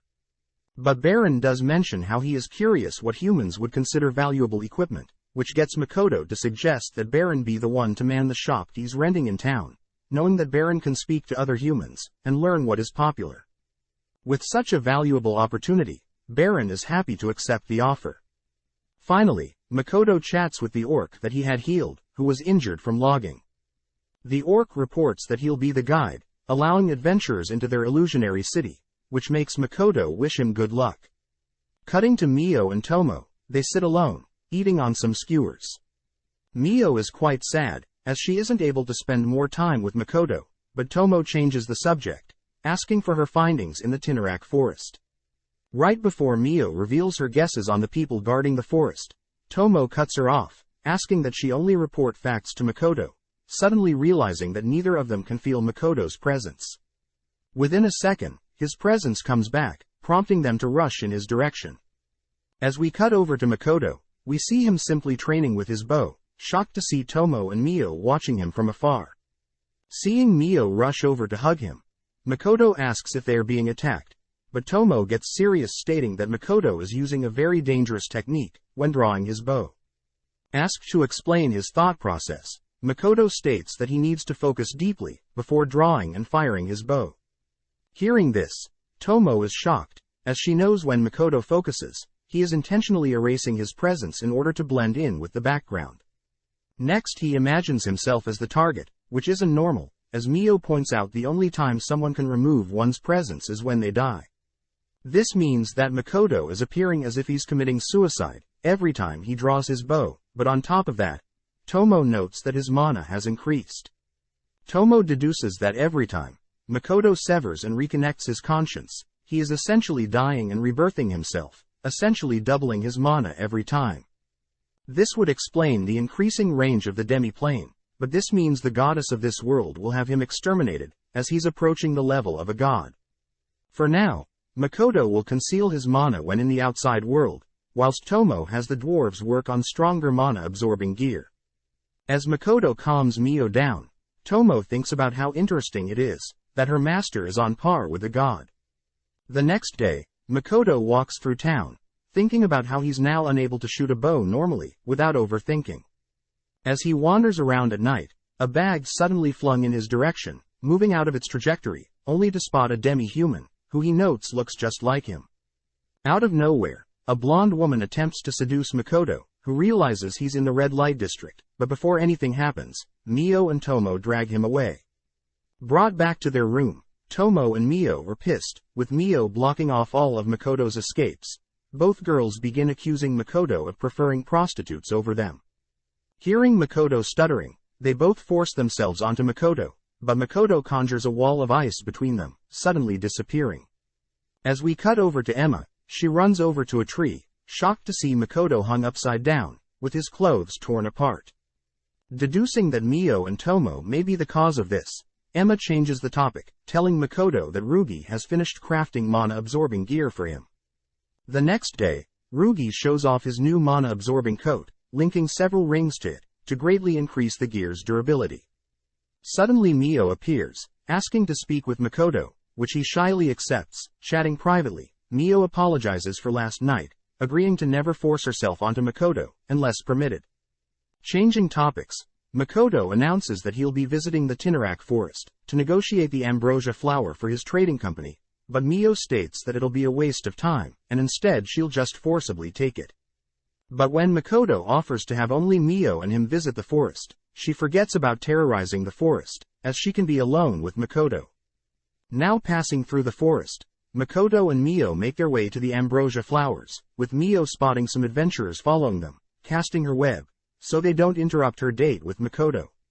As they approach a large field filled with ambrosia, they reason they should ask for permission before plucking them, holding hands as they make their way through the field. Suddenly Makoto and Mio are stopped by Aqua and Aris, pissing Mio off, as these people are interrupting her special time with Makoto. To make things worse, the three adventurers following Makoto and Mio appear as well, which Makoto recognizes one of the adventurers to be the girl from yesterday. Suddenly, Aris and Aqua accuse Makoto, Mio and the adventurers of stealing their land's goods, prompting Aris to suddenly conjure an ice spell, scaring everyone away. As Makoto runs away, we see the blonde girl from yesterday running alongside him, ordering him to protect them. With Aqua personally firing some flame arrows at them, Makoto is able to sense the attack in time, erecting his Kai barrier, and protecting everyone from further harm. Carrying Mio, Makoto runs alongside the adventurers, who demand that Makoto save them. Annoyed, Makoto suddenly hears Tomo's voice, chatting via telepathy. Asking if Tomo knows who the attackers are, Makoto asks if Tomo can help out, but Tomo refuses, jealous that Makoto is on a date with Mio, going as far as to hold her hand. Explaining his situation, Makoto says he'll allow Tomo to pursue katana making and rice farming as hobbies if she helps out, which she immediately agrees. Immediately coming up with an idea, Tomo asks Makoto to create a smokescreen, where Tomo can then create and drag the adventurers into the demi-plane via mist, where they'll visit the illusionary city, both protecting them and getting rid of them. Additionally, Tomo suggests Makoto feed her some of her favorite food, as she's currently in a sour mood. Channeling a fireball, Makoto shoots the ground beneath the adventurers, creating a smokescreen to allow them to be taken away by Tomo. Whilst Aqua and Aris are distracted by the friendly fire, Makoto cuts his own hand, feeding his blood to Mio, which Aqua and Aris find creepy, but this is enough to make Mio happy, complimenting the delicious meal she was fed. having just witnessed something strange. Eris begins casting a powerful ice spell, wanting to end this quickly, but as she slowly channels magic into her wand, Mio intervenes, slowly absorbing the magic, impressing Makoto. Following up, Makoto casts a bright beam of light, using it to distract Aqua and Eris, giving Makoto the opportunity to destroy Aqua and Eris's wand and bow, but to be safe, Mio ties them up. Whilst this is happening, the adventurers are welcomed by Tomo's fragment, having successfully made it to the illusionary city. With Aqua and Eris now bound, Makoto can clear things up, stating that he has no intentions of stealing from this forest, and instead is willing to exchange items of equal value. Hearing this, Eris and Aqua introduce themselves, offering to lead them to their village, where the elder of the village will talk to Makoto. Moving deeper into the forest, Makoto and Mio are taken to the forest ogre village, but Makoto can't help but sense a barrier looming over this village, one that Makoto recognizes. As they walk through the village, Eris states that the barrier helps protect their home, along with the precious ambrosia flowers, but they soon reach the elder's house. Greeted by Nilgistory, the representative of the leaders, Makoto learns that these people in the forest don't consider themselves elves, but claim to be forest ogres, drawing strength from normal means, whereas elves draw strength from spirits. Just then, Nilgistory's son enters Adano, who glares at Makoto only to scold the elders for refusing to accept that they are elves, even though they are descendants of elves. The elders reason that forest ogres create the woods, compared to the elves who depend on them, but Adano states that is irrelevant, mentioning how a dragon barrier is weakening. Turning to Makoto, Adano listens to how Makoto is only a merchant, here to trade goods, but Adano knows that if Makoto is capable of taking down Aqua and Eris, Makoto is more than a merchant. As Adano leaves, Nilgistory apologizes for his son's behavior, asking that Mio and Makoto stay, asking the two more questions. Taken to their room, our duo learn that there will be a feast held for them, as an apology for keeping them here, but first Aqua and Eris want to introduce their master to our duo. Suddenly, a nearby wall is kicked in, allowing Mondo, Aqua and Eris's master, to appear. Spotting Makoto, Mondo reaches out to shake Makoto's hand, rubbing Makoto's hand, able to sense something leaking from them. Out of nowhere, Mio kicks Mondo out of the room, stating that she wasn't able to hold Makoto's hand for nearly as long. As Aqua and Eris check up on Mondo, Mondo notes how Mio is very strong, but more importantly, Makoto is concealing a powerful skill. Later that evening, Makoto chats to Mio privately, asking Mio to personally investigate Adano and Mondo, as Makoto has a bad feeling about the two. Happy that she gets to pretend to be a spy, Mio sinks into the floor, but as she sits in a void of darkness, she thinks about how Makoto is becoming more and more impatient every day. As Mondo walks through the forest, Mio is seen watching him from the trees, noting how Mondo has fully recovered from before, but most importantly, Mio suspects Mondo is possessed by something, holding herself back from devouring him. At the same time, Mio catches something in her webs she has strung up, listening into a conversation with Adano and a mysterious person, who is revealed to be a demon. As Mio reports back to Makoto, Makoto asks that Mio and Tomo switch places, as he needs to confirm something. That night, as the feast begins, Makoto looks past the crowd admiring the performers, noticing Mondo and Adano, chatting privately. As Mondo gets more and more aggressive, suddenly a mysterious undead appears from Mondo's body. Turning to Adano, the undead absorbs Adano's life force, killing him, whilst also tossing Mondo's unconscious body aside. Seeing this, Makoto slowly approaches the undead, deducing that since the undead most likely has an immortal body, it must be a lich, which the undead confirms. Sadly, since Makoto knows its secret, the lich begins channeling a potent spell, stating that if Makoto evades his spell, the whole forest will be destroyed. Hearing this, Makoto takes the spell head on, revealing that any spell that affects his status is immediately neutralized, as he mimics Mio's spell from earlier, consuming the lich's magic before it can cast its spell. On top of that, Makoto strips the magic surrounding the lich, leaving only its skeletal body, too weak to even stand. As a crowd forms, Tomo finally arrives, helping Makoto send the lich to the demi-plane, so Makoto can talk to it later. At the same time, the elders of the forest thank Makoto, revealing that they had planned to assassinate Makoto during the feast, but before they can continue, Tomo butts in, greeting Nilgi story. Tomo reveals that she was the great dragon that erected the barrier around this village, asking everyone to respect Makoto, as he is now her master. Returning to the demi-plane, Makoto begins interrogating the Lich, learning that it wanted to study how the forest ogre operated, but Makoto is more interested in its reason for wanting to be immortal. The Lich reveals that it's striving to become Grant. As they chat, the Lich grows more powerless in the face of Makoto, recognizing his vast mana pool, along with his infinite potential, as the Lich hears that Makoto wants to learn magic from him, confusing the Lich as compared to Makoto he's nothing. Stepping in, Tomo states that she knows the Lich's definition of a Grant as a being that can move to other worlds, without being stopped by the goddess of this world. But Tomo reveals that she only knows of a few Grants that have moved to another world, and decided to stay, as these other worlds were far too dangerous. Hearing this, Makoto realizes that his parents were Grants, having moved to Earth, from this world. On top of that, Tomo tells everyone that there is less than a 10% chance of successfully moving to another world. Hearing this, the Lich begins to despair, as there is almost no chance that he can become a Grant and visit another world. Seeing this, Tomo suggests that the Lich becomes Makoto's servant, which Makoto agrees, offering to form a pact. Cutting to the adventurers, we see the three staying at a room assigned for them, humiliated as they don't want to accept equipment from monsters, but instead want to steal the valuable equipment.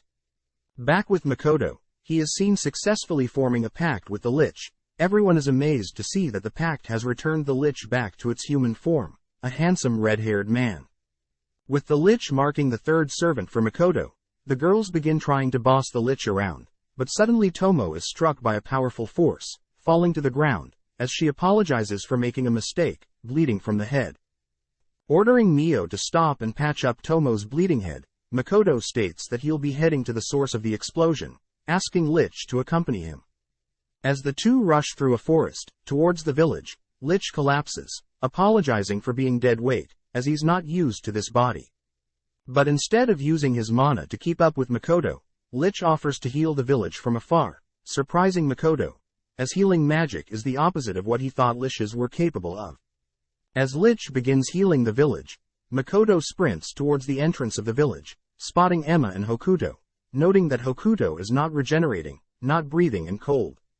Seeing this, Makoto gets a flashback of when he was younger. He had lost a pet, having taken a while to accept that the pet was dead. Back in the present, Lich telepathically communicates with Makoto, informing Makoto that he's been able to heal the ones lightly scraped and battered, but the ones in front of Makoto are badly injured. Hearing this, Makoto reasons that Hokuto must still be alive. Makoto immediately erects a Kai barrier around the injured, pissed that he can't use healing magic. But searching through his memories, Makoto immediately erects another Kai barrier, simply enhancing Lich's healing, as it passes through the barrier. Happy to see that Hokuto is now breathing again, Makoto leaves the rest to Lich, wondering why his mana is suddenly filling the air. Emma barely makes it to Makoto, handing Makoto an item of the orc assigned to guide the adventures in the illusionary city, but Emma points towards the explosion point, stating that Tomo's fragment and the orc are trying to stop adventurers who caused this. Rushing to the site, Makoto notices several mist gates, wondering if the explosion forced the mist gates to appear, dragging the adventures, Tomo's fragment and the orc all into different gates. Sensing something off, Makoto reaches to enter one of the mist gates, but he suddenly obtains the blonde adventurer's memories. Apparently, the blonde had intentionally tried to seduce Makoto that one night, but failed. We then see the blonde and her party, stealing the valuable goods in the village, but Emma had caught them, innocently asking them to stop, but was kicked aside. Next, Hokuto and the orc attempted to warn the adventurers that the items were too dangerous and need to be disposed of, but they wouldn't listen, leading the blonde to toss a bag containing one of Makoto's mana-filled rings, but unknowingly, this caused the ring to explode. Tomo's fragment attempted to subdue the explosion, but the power broke past her barrier, as we cut to the blonde, lying on the floor of an alleyway, barely able to remember what happened. Having successfully stolen some valuable items, the blonde attempts to get home, but suddenly a mist appears, covering her surroundings. Out of the mist, Makoto appears, glaring daggers at her, shocking her, as she has never seen him without a mask. Since Makoto can't speak common yet, the blonde can't help but slowly back away, as Makoto begins walking towards her, stating that the blonde was only able to survive because of Tomo's fragment protecting her, but even still, it's quite unfair for trash like her to live. Demanding that Makoto leave her alone, the blonde announces herself as a level 96 adventurer, but Makoto ignores her, pulling out his dagger, prompting the blonde to rush him. As her blade helplessly clashes against Makoto's Kai barrier, Makoto disarms her, cutting off her 2 hands, and kicking her to the ground. Slowly walking up to her, she begins begging for her life, but Makoto reveals that because of the explosion, Tomo's fragment, and the orc is now dead, ending her life. As he turns to leave, Makoto begins crying, realizing that death isn't normal, only to collapse to the ground, breaking down. The next day, the villagers hold a funeral for Tomo's fragment and the orc, which brings to light that Makoto truly underestimated the cruelty of this world. As Mio, Tomo, Makoto and Lich gather in a room, they all decide to give Lich the name Shiki, representing knowledge, or common sense. Happy to see Shiki pleased with his name, Makoto turns to ask Tomo how he was able to see the memories of the blonde adventurer, as that is a skill specific to Tomo. Makoto wonders if upon forming a pact with Tomo, Mio and Shiki, that he'll start growing dragon, spider and undead body parts, but this makes Tomo crack up. It's revealed that since Makoto had formed pacts, through contracts of control, no part of the servant will enter the master's body. But Tomo does state that Makoto was most likely able to use her ability, since he trusts her, as it's quite known that a master is able to use a servant's skills, only if they have a strong connection. Hearing this, Mio gets jealous, listing off times when she's been close with Makoto, but Tomo matches her energy, listing her moments with Makoto. Heading elsewhere, Makoto chats to some villagers, asking Emma to construct a barrier around the illusionary city, as a means to keep adventurers in, but also prevent weak and young villagers from getting in danger. Next Makoto asks about Hokuto, happy to hear that his recovery is going well, but Makoto asks for some of the Alks to change into their adventurer form, and live among the adventurers brought to the illusionary city, as a way to keep watch and gather information. Makoto then visits the dwarves, asking them to integrate a disposal system, where dangerous items are immediately disposed of, and valuable items are kept out of adventurers' reach. As the dwarves immediately get to work, Makoto visits the friend of the orc that passed, stating that he's personally apologized to the deceased orc's parents, but hearing this, the orc's friend states that Makoto is not to blame, as things like this do happen, and when they do, it's important to accept and make sure it never happens again. As Makoto and Shiki wrap up their rounds for the night, Shiki notices Makoto acting strange, but Makoto says he's simply been thinking about the future of the demi-plane. The next day, Makoto meets up with Patrick, learning the location in which Patrick has set up for Makoto. Seeing as things are ready, Makoto states that he will be heading out soon, planning to leave some of his associates to man the store in town. But first, he feels bad for lying to Patrick. Taking off his mask, Makoto reveals his face, but this doesn't shock Patrick or Morris, as Patrick was fine loving his family when they became monsters. Sitting down with Mio and Tomo, the girls are jealous that Makoto is only bringing Shiki on his travels, but Makoto reasons that since Shiki was a former human, it would help greatly, as Makoto wants to learn more about this world's humans, gods, magic, demons and especially Grants, hoping to learn more about his parents, since Makoto plans to attend a school in this world. As a parting gift, Makoto gives Tomo and Mio fragments of his memories, each containing hobbies that Mio and Tomo may be interested in, whilst Makoto is gone. Reluctant to accept them, the girls state that they'll work on gathering more species in the demi-plane, and help grow the store here in town, whilst Makoto is gone. As Makoto and Shiki bid farewell to everyone in town, they make their way to a magic circle, meant to help with travel, but upon stepping on the circle, the goddess of this world intervenes, transporting Makoto to an unknown location, leaving Shiki, Mio and Tomo, searching for Makoto's location. Cutting to Patrick and Morris, they narrate how there is news of nearby cities, gathering their heroes, to finally start a war with the demons. Looking around, Makoto senses bloodlust, barely able to dodge, but in exchange, Makoto loses some of his fingers. As Makoto looks towards his enemies, two mysterious people, a girl wielding a powerful sword, Sophia, and a young boy, Mitsurugi, both giving off powerful auras. Attempting to grasp the situation, Makoto hears Sophia and Mitsurugi accuse Makoto of being the goddess's representative for the humans, wondering why the goddess has sent a demi-human.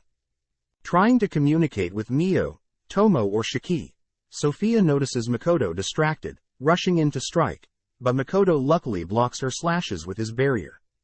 Even with his Kai barrier, Sophia is still able to knock him back, but Makoto reasons he should stop his bleeding first, using his bowstring to tie off the wound. With Sophia impressed with Makoto's skills, Makoto takes the chance to use his writing magic to ask why they are attacking him, a fellow human, but the two reveal that they have sided with the demons, making them enemies by default. Hearing this, Makoto projects his Kai barrier past the mountains blocking his view, realizing that there are both human and demon armies gathered. Not wanting to be caught up in a war between the humans and demons, Makoto wonders if he should escape into the demi-plane, but that would be too dangerous for the weak villagers. Needing more time to think of a plan, Makoto converts his blue code to a red one, prompting Mitsurugi to warn Sophia of Makoto's mana-covered body. Casting simultaneous fire spells in rapid succession, Makoto bombards Sophia and Mitsurugi, forcing them to create barriers of their own. As they are distracted, Makoto attempts to flee, but several swords appear, blocking and cutting off his escape. Seeing Makoto fleeing, Sophia with the help of Mitsurugi, chases after him, disappearing temporarily, only to appear behind Makoto. Luckily, the coat he's wearing is able to block a fatal strike, prompting Sophia and Mitsurugi to wonder if Makoto is being unfairly blessed by the goddess. Putting on a ring, Sophia claims the ring will absorb all of the goddess's divine protection on Makoto, but this only pisses Makoto off. Makoto states that he is not working with the goddess, which surprised the two, as they both witnessed Makoto enter through the goddess's golden light. Knowing this, Sophia and Mitsurugi reason that they should still kill Makoto just in case, but ask for his name, before they continue their attack. Introducing themselves first, is Sophia, the strongest adventurer in this world, and Mitsurugi, known as the Lancer Dragon, which Makoto remembers as an acquaintance of Tomo. Seeing as they are short on time, Mitsurugi and Sophia prepare to attack, but Makoto is now ready to counter. Taking off one of his rings, Makoto makes use of all the mana stored in it, creating a barrier for himself, but annihilates the surrounding area around him. Immediately after, Makoto erects his Kai barrier, scanning the area, to see that Sophia and Mitsurugi are still alive. Taking out a special arrow, crafted by the dwarves, Makoto creates a bow, infusing the arrow with fire, only to fire directly at Sophia and Mitsurugi. As the two rush to protect themselves, Makoto reveals the arrow's special skill, splitting off, but even still, the fragments burst past Sophia and Mitsurugi's barriers. Barely surviving, Mitsurugi spots Makoto now preparing a water arrow, ordering Sophia to lend him strength, projecting a water barrier, as Mitsurugi has a high water affinity. As the water arrow strikes his water barrier, the arrow begins creeping through, surprising Mitsurugi, as this means Makoto's water affinity is greater than his. As the arrow finally collides with the two, Makoto turns to leave, but suddenly Sophia appears, surprising Makoto, as he's unable to block the strike. Instead, Makoto, still holding his arrow, uses it to block the strike, but instead his arrow destroys Sophia's sword. Assuming Sophia would now give up, she instead rushes in, hugging him tightly, distracting Makoto long enough to allow Mitsurugi to create several hundred swords in the air, all whilst Sophia teleports Makoto and herself above the clouds.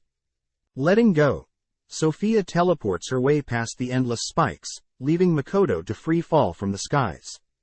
Focusing, Makoto begins firing spells at the blades in front of him, carving a path.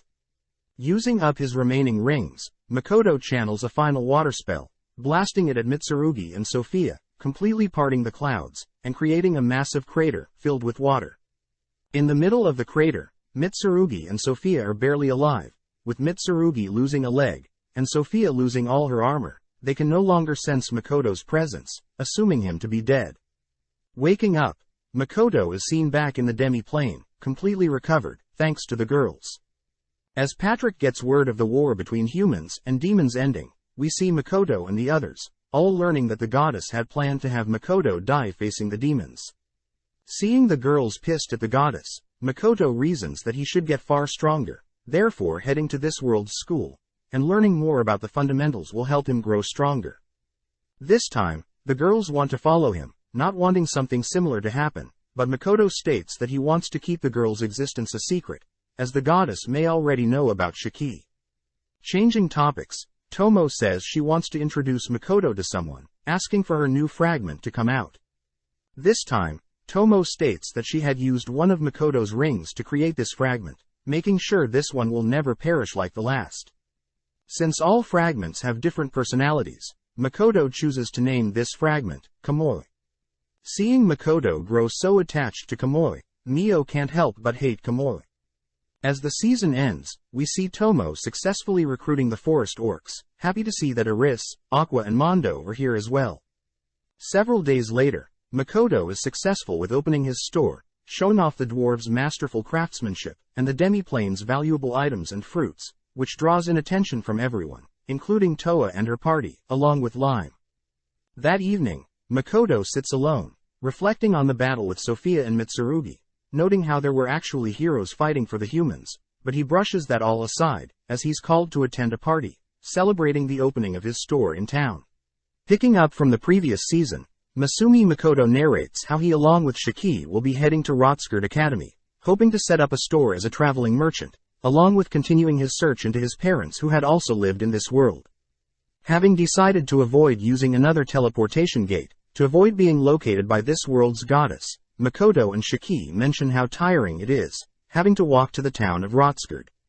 Seeing as they have almost arrived at Rotskirt, Shiki reasons that they should rest up a bit and grab some food, offering to book Makoto and himself rooms, but when Makoto states he doesn't mind how cheap the room is, Shiki freaks out, stating that Mio and Tomo would never allow Makoto to stay in a cheap room. Cutting to Tomo and Mio, who have decided to stay in the demi-plane and take care of it whilst Makoto is gone.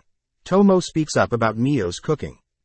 Although Tomo praises Mio for trying to learn new skills to impress Makoto, Tomo can't help but point out that the meal she had just cooked was so dangerous that it knocked out Emma, Baron and Kamoi.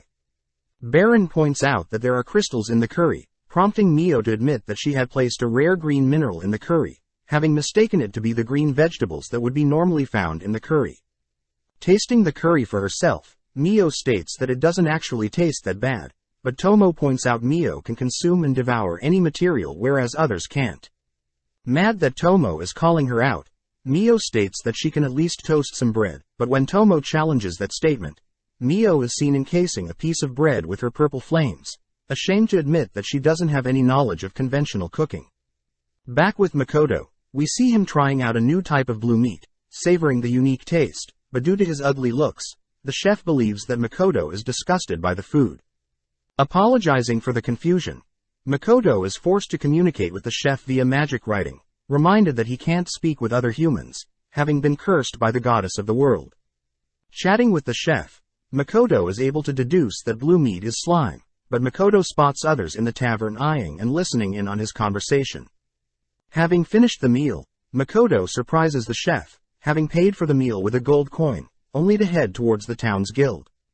Along the way, the townsfolk notice Makoto's ugly face, confusing Makoto for a demi-human, with some believing that he had been cursed, but having drawn so much attention, Makoto wonders if he should have kept the mask on.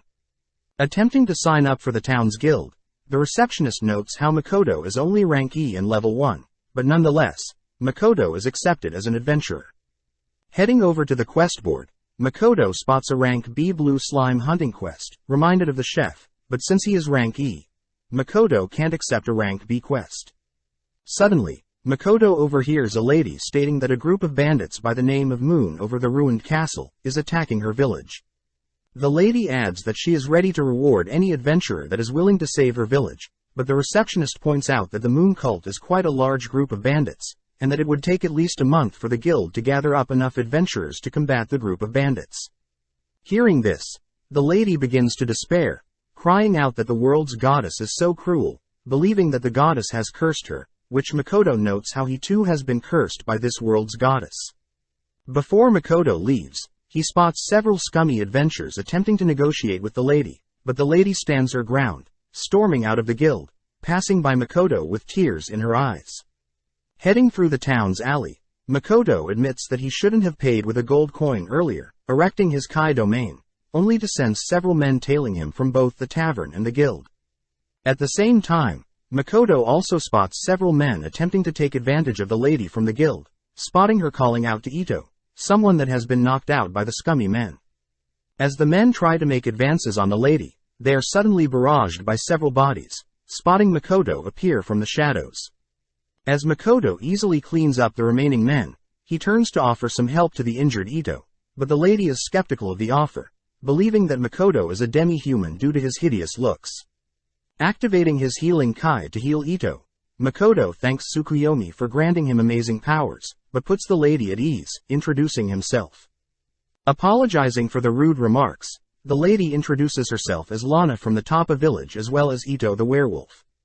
Surprised that an innocent beast boy like Ito could be a terrifying werewolf like the stories he's read, Makoto snaps out of his daydream, offering to help Lana carry Ito. As Makoto helps carry Ito, Makoto learns from Lana that her village of Toppa had been raided recently, and their strongest warrior in their village had been tortured and killed. Lana also states that she had been told to simply comply with the bandits' demands in order to save her village, but Lana reveals that other villages that had followed the demands of the bandits have been ultimately wiped away by the bandits. As Lana falls to the ground in tears, she's happy to see that Ito has woken up, asking if the guild is willing to help them. Seeing Lana break the bad news to Ito, Makoto thinks back on the cruelty of this world, sighing as he has no other choice but to intervene. Offering to escort Ito and Lana back to their village, Lana points Makoto towards the mountains, afraid that it'll take a while for them to reach the place, but Makoto simply picks the two up, leaping in the general direction of the village. Having arrived instantly at their village, Lana asks for Makoto to wait outside, heading in first to update the villagers on Makoto's arrival. Curious as to why Ito didn't follow Lana, Makoto learns that Ito isn't welcomed by Lana's village, and that Eto's true home is off in the woods. In that moment, Makoto activates his Kai domain, smelling blood in the village and deducing that the bandits have chosen to kill off more villagers. Changing topics, Makoto reveals that he knows Ito had pretended to be asleep when he was carrying him, as Ito felt bad from not being able to protect Lana. Advising that Ito must grow stronger to protect Lana, Makoto suddenly senses something in the forest, heading into the general direction of the forest, but Ito tries to stop him. Ito wonders why Makoto is going so far to help them, but Makoto simply states that the moon over the ruined castle is the title of a song he loved in his previous world, so he doesn't like it to represent some evil bandits. Cutting to Mio, we see that her second attempt at cooking has resulted in accidental poisoning of Lime, Agaras, Liddy, Akina, Aqua, Eri and Mondo, all learning that Mio had placed poisonous leaves, industrial oil and random fruits into her dishes. Tomo states that Mio should also factor in what each species prefers as meals, and not rely only on the rarity of a certain food item, but this only confuses Mio. As an alternative, Tomo suggests that Mio travel the world to expand her knowledge on the culinary arts, able to convince Mio to accept that idea, if it means Makoto will be impressed. Back with Makoto, we see him spot several bandits camping in the woods, listening in on them. Putting his mask back on, Makoto immediately erects his Kai barrier, removing all sounds within his barrier, only to fire arrows at the bandits. Makoto reveals that the arrows aren't meant to kill but instead they're laced with sleep spells, only to slowly approach the men. When one of the men tosses his blade at Makoto, Makoto's dwarf armor simply deflects the blade, but seeing as he doesn't want to waste too much time, Makoto conjures two balls of flames, shaping them into a bow and arrow, only to release the arrow in the direction of the remaining bandits. With a huge explosion, Makoto walks towards the injured bandits, threatening the bandits, only to disappear. Having heard the huge explosion, Lana, Ito and other villagers arrive on the scene, spotting the tied-up bandits, only to thank Makoto for helping them out. Having returned to town, Makoto meets back up with Shiki. Makoto learns that Shiki has booked them a room for 3 gold coins a night. Wondering if it's too expensive, Makoto learns that the heroes of this world are treated quite well by the Lemia Kingdom and the Gratonia Empire. Just then, Makoto remembers that when he was fighting Sophia and Mitsurugi, apparently he sensed 2 heroes nearby, wondering when their paths would cross. Cutting to before Makoto was transported into another world, we follow Makoto at his high school, Nakaritsuhara High School. One day as he's walking through the school, he's stopped by Otonashi Hibiki, a member of the student council. Exchanging some brief words with Makoto, Otonashi watches as Makoto walks away, thinking about how Makoto is average compared to herself. Apparently, Otonashi since birth had been able to accomplish many things, even with the smallest of efforts. It's because of this that she believed that her life would be pretty easy and boring, up until she too was brought before the goddess. Demanding to know why she is in this mysterious realm, Otonashi learns from the goddess that Otonashi and one other person have been selected to defend the goddess's world from evil beings. Upon hearing this, Otonashi gets suspicious of the goddess's claims, turning to leave, but the goddess reveals that she knows Otonashi is bored of her old life, offering to give her an enjoyable life in this new world. With Otonashi convinced, the goddess bestows powerful magical and physical abilities, along with a unique skill to draw people into her. Finally, the goddess gives Otonashi a silver sash, sending her off before she can ask further questions. At the same time, in the Lemia Kingdom, the king had been informed of a hero that would descend and protect them, leading to Otonashi's entrance into the new world. With several days passing, Otonashi has slowly gotten used to her new life, realizing that this new world's land is very similar to Japan's. Apparently, demons that lived in this world had been pushed off into a section of the world, but the fear of the demons invading grows stronger day by day. Additionally, as of right now, there are only two great kingdoms, the Lemia Kingdom and the Gratonia Empire, that are capable of holding back the demons. Otonashi had overheard that the other hero the goddess was supposed to summon, wounded up in the Gratonia Empire, whereas Otonashi remained in the Lemia Kingdom. As Otonashi ponders about life, she calls for her sacred wolf summon, Horn, to appear, revealing that the sash she was given stored the wolf. Thinking about tomorrow, Otonashi is notified that she will be forming a party with other adventurers, happy to see that the king had already assigned her Woody the court mage and Verda a promising knight. The next morning, Otonashi searches for additional party members, noticing Navel the silver-haired ogre, chatting with Woody the court mage. Before Navel leaves, Otonashi asks Navel to join her party, promising Navel she'll get the chance to slaughter as many demons as she likes. With the sun almost setting, Otonashi and her party are assigned with escorting a priestess, but their knight Verda realizes that something is off. Heading to where the priestess was supposed to travel, Otonashi and her party spot the priestess fending off kobolds, a type of beast that grows stronger by devouring mana. More importantly, the gang are surprised that the priestess's barrier spell is quite strong, but seeing as there is little time, the members begin to act. With each taking a beast for themselves, but when Otonashi goes to slay her opponent, she holds herself back, not wanting to slay another living creature. Due to her mistake, Otonashi's kobold howls, prompting a swarm of kobolds to appear, all piling onto the adventurers. Standing there in shock, Otonashi is pissed at herself for causing such a mess. Not wanting her friends to die, Otonashi begins rampaging, mindlessly slaughtering the horde of kobolds. As the battle ceases, Navel praises Otonashi's spirit, since it's Otonashi's first time fighting. Just then, the priestess introduces herself as Chia, for the neighboring kingdom of Laurel. Seeing Otonashi and her members fight so bravely, Chia asks if she could join Otonashi's party, but when Otonashi and her members refuse, Chia cuts off her hair, threatening to disappear and blame them for her disappearance. Seeing Chia act so rashly, Otonashi disarms Chia, offering to cut off her own hair and Navel's hair to tease Chia. With all jokes aside, Otonashi praises Chia's barrier magic, offering Chia a position in her party.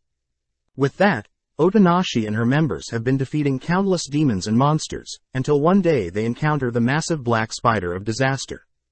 With the spider initiating the battle, Navel attempts to sever one of the spider's legs, but no luck getting through. Only with the help of Woody does Navel manage to sever one of the spider's limbs, but before the gang can celebrate, the spider regenerates, spitting its web at Otonashi. Unable to react in time, Otonashi watches as Navel pushes her out of the way, wrapped up by the spider's web, only to be punctured. Riding Horn, Otonashi frees Navel, ordering her members to protect and heal Navel, but instead is forced to helplessly watch the spider pick off her members one by one. With Otonashi managing to get in a clean slash in, Otonashi unfortunately falls to the ground, wondering if her life ends here, only to fall unconscious. Luckily, Otonashi wakes up, spotting Horn and the other party members have made it out alive, but her defeat against the Black Spider has given Otonashi a clear goal moving forward. Cutting to several days after Otonashi had gone missing from school, we follow Iwahashi Tomoki, being bullied as other students found out Tomoki was a model. Powerless to act, Tomoki ultimately relied on several girls in the school to stand up for him, only to run away in embarrassment. Back at home, Tomoki immerses himself in video games, but gets pissed when he loses, dreaming of a life where he's overpowered and given strong abilities. Out of nowhere, Tomoki is also brought before the goddess, asked to save her world as a hero, and in exchange the goddess grants Tomoki various magical and physical abilities, a magic eye skill to attract people and silver shoes that allows flight. Tempted by the amazing offer, Tomoki wonders if he can gain any other skills, prompting the goddess to grant Tomoki immortality, but his immortality is only active during a full moon. Before Tomoki is sent away, Tomoki asks if he can modify his appearance, which the goddess grants. Having been summoned into the new world, Tomoki greets Lily Flaunt, the second princess of the kingdom of Gritonia. Just then, Genevieve, Lily's royal guard, appears, introducing herself as well, but Tomoki is surprised to see a female knight, accidentally insulting Genevieve. When Tomoki attempts to apologize, Tomoki accidentally activates his charming eyes, forcing Genevieve to fall in love with him. Seeing Genevieve act so weird, Lily takes Tomoki to assess his skills, only to show Tomoki his new room. Having assessed Tomoki's skills, Lily learns that Tomoki wields a magical eye of sorts, ordering her scientists to come up with a way to prevent themselves from being affected by Tomoki's magical eye. That night, Lily introduces Tomoki to Yukinatsu, the kingdom's alchemist. Intrigued by the appearance of the hero, Yukinatsu begins bombarding Tomoki with questions, but when Tomoki learns that Yukinatsu can summon golems, Tomoki accidentally charms Yukinatsu with his magical eye, forcing Lily to step in and separate the two.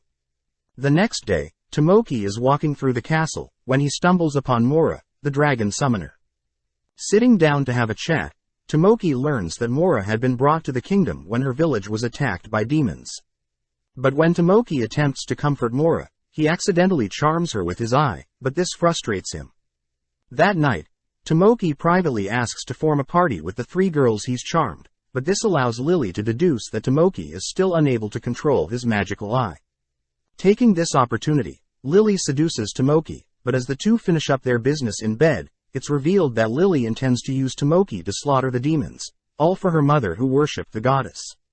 As Makoto continues to travel to Rot's Guard Academy, we see that Tomoki, still positioned in the Gritonia Empire, is shown to have grown used to life in the new world.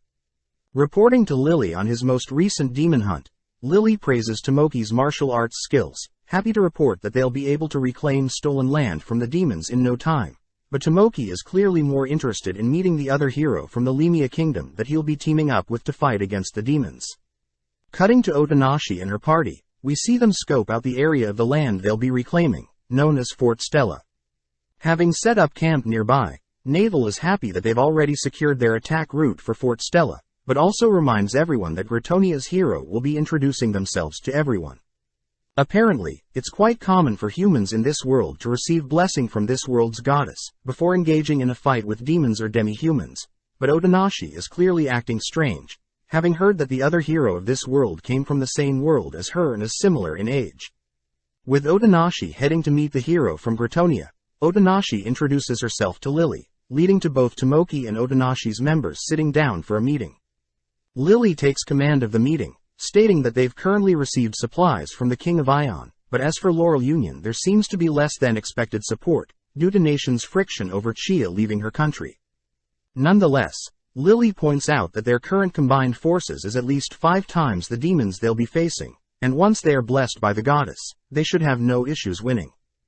Before the meeting wraps up, Otonashi asks the reason for their battle commencing during night, but Tomoki interrupts, stating that his army has simply grown used to fighting at night. Not wanting to pry too much, Otonashi backs off, allowing Tomoki to ask if Otonashi has any requests of herself, but Otonashi and her members are quite flexible. With the meeting over, Tomoki starts the banquet, munching on the scrumptious food. Wanting to get to know each other, Otonashi asks Tomoki if they've met before, but Tomoki quickly shoots down that assumption. Knowing that she's definitely seen Tomoki before, she remembers a model that shared that exact same name as Tomoki, but when Otonashi brings up Tomoki's previous life as a model, Tomoki gets pissed. Asserting his superiority, Tomoki demands to know Otonashi's level, learning that Otonashi is only level 430 compared to Tomoki's level of 605. Not wanting to agitate Tomoki further, Otonashi agrees to speak casually to Tomoki, hoping that they'll get along with each other. That night, Navel goes for a midnight walk, only to spot Otonashi sitting alone. Hearing that Otonashi can't sleep, Navel sits beside Otonashi, asking Otonashi's reason for coming to this world. As Otonashi briefs Navel on her prestigious and comfortable previous life, Navel and Otonashi crack jokes at one another, ultimately leading to Otonashi thanking Navel for always having her back. Later that night, all the troops gather, prompting Tomoki to begin rallying and praying for the goddess's protection, but at the same time, the demons also begin making their move. With both heroes' army beginning to advance towards the demons, Otonashi finds it weird that there has been no difficulty just yet, even though Fort Stella had been known to take countless powerful lives. Just in case, Otonashi asks Woody and Chia to erect defensive barriers, along with casting movement spells. As the hero's army approaches the entrance to Fort Stella, a powerful demon steps out, curious to see how strong the two heroes challenging them are. Instantly activating a massive magic circle, the floor beneath the hero's army immediately crumbles, plummeting everyone into a massive hole. Luckily, Woody had reacted fast enough, levitating Otonashi and her members. As Tomoki's winged boots kick in, he floats above the giant crater, spotting a female demon casting an ice spell. Igniting his spear, Tomoki destroys the incoming ice projectiles, only to notice that his party had barely been able to survive, due to Yukinatsu's replica of Tomoki's winged boots. With Yukinatsu complaining about the weight of the other girls, Mora calls for her pet dragon to rescue them. With Tomoki and his members riding Mora's dragon, Tomoki initiates the fight, shooting a spear spell across the fort, impressing the female demon. Able to make it onto the fort, Tomoki orders Mora and Yukiatsu to assist from the rear, but suddenly spots a powerful four-armed demon giant before him. Instantly igniting his spear, Tomoki rushes the demon, but the demon giant simply parries Tomoki's strike, scolding Tomoki for not introducing himself.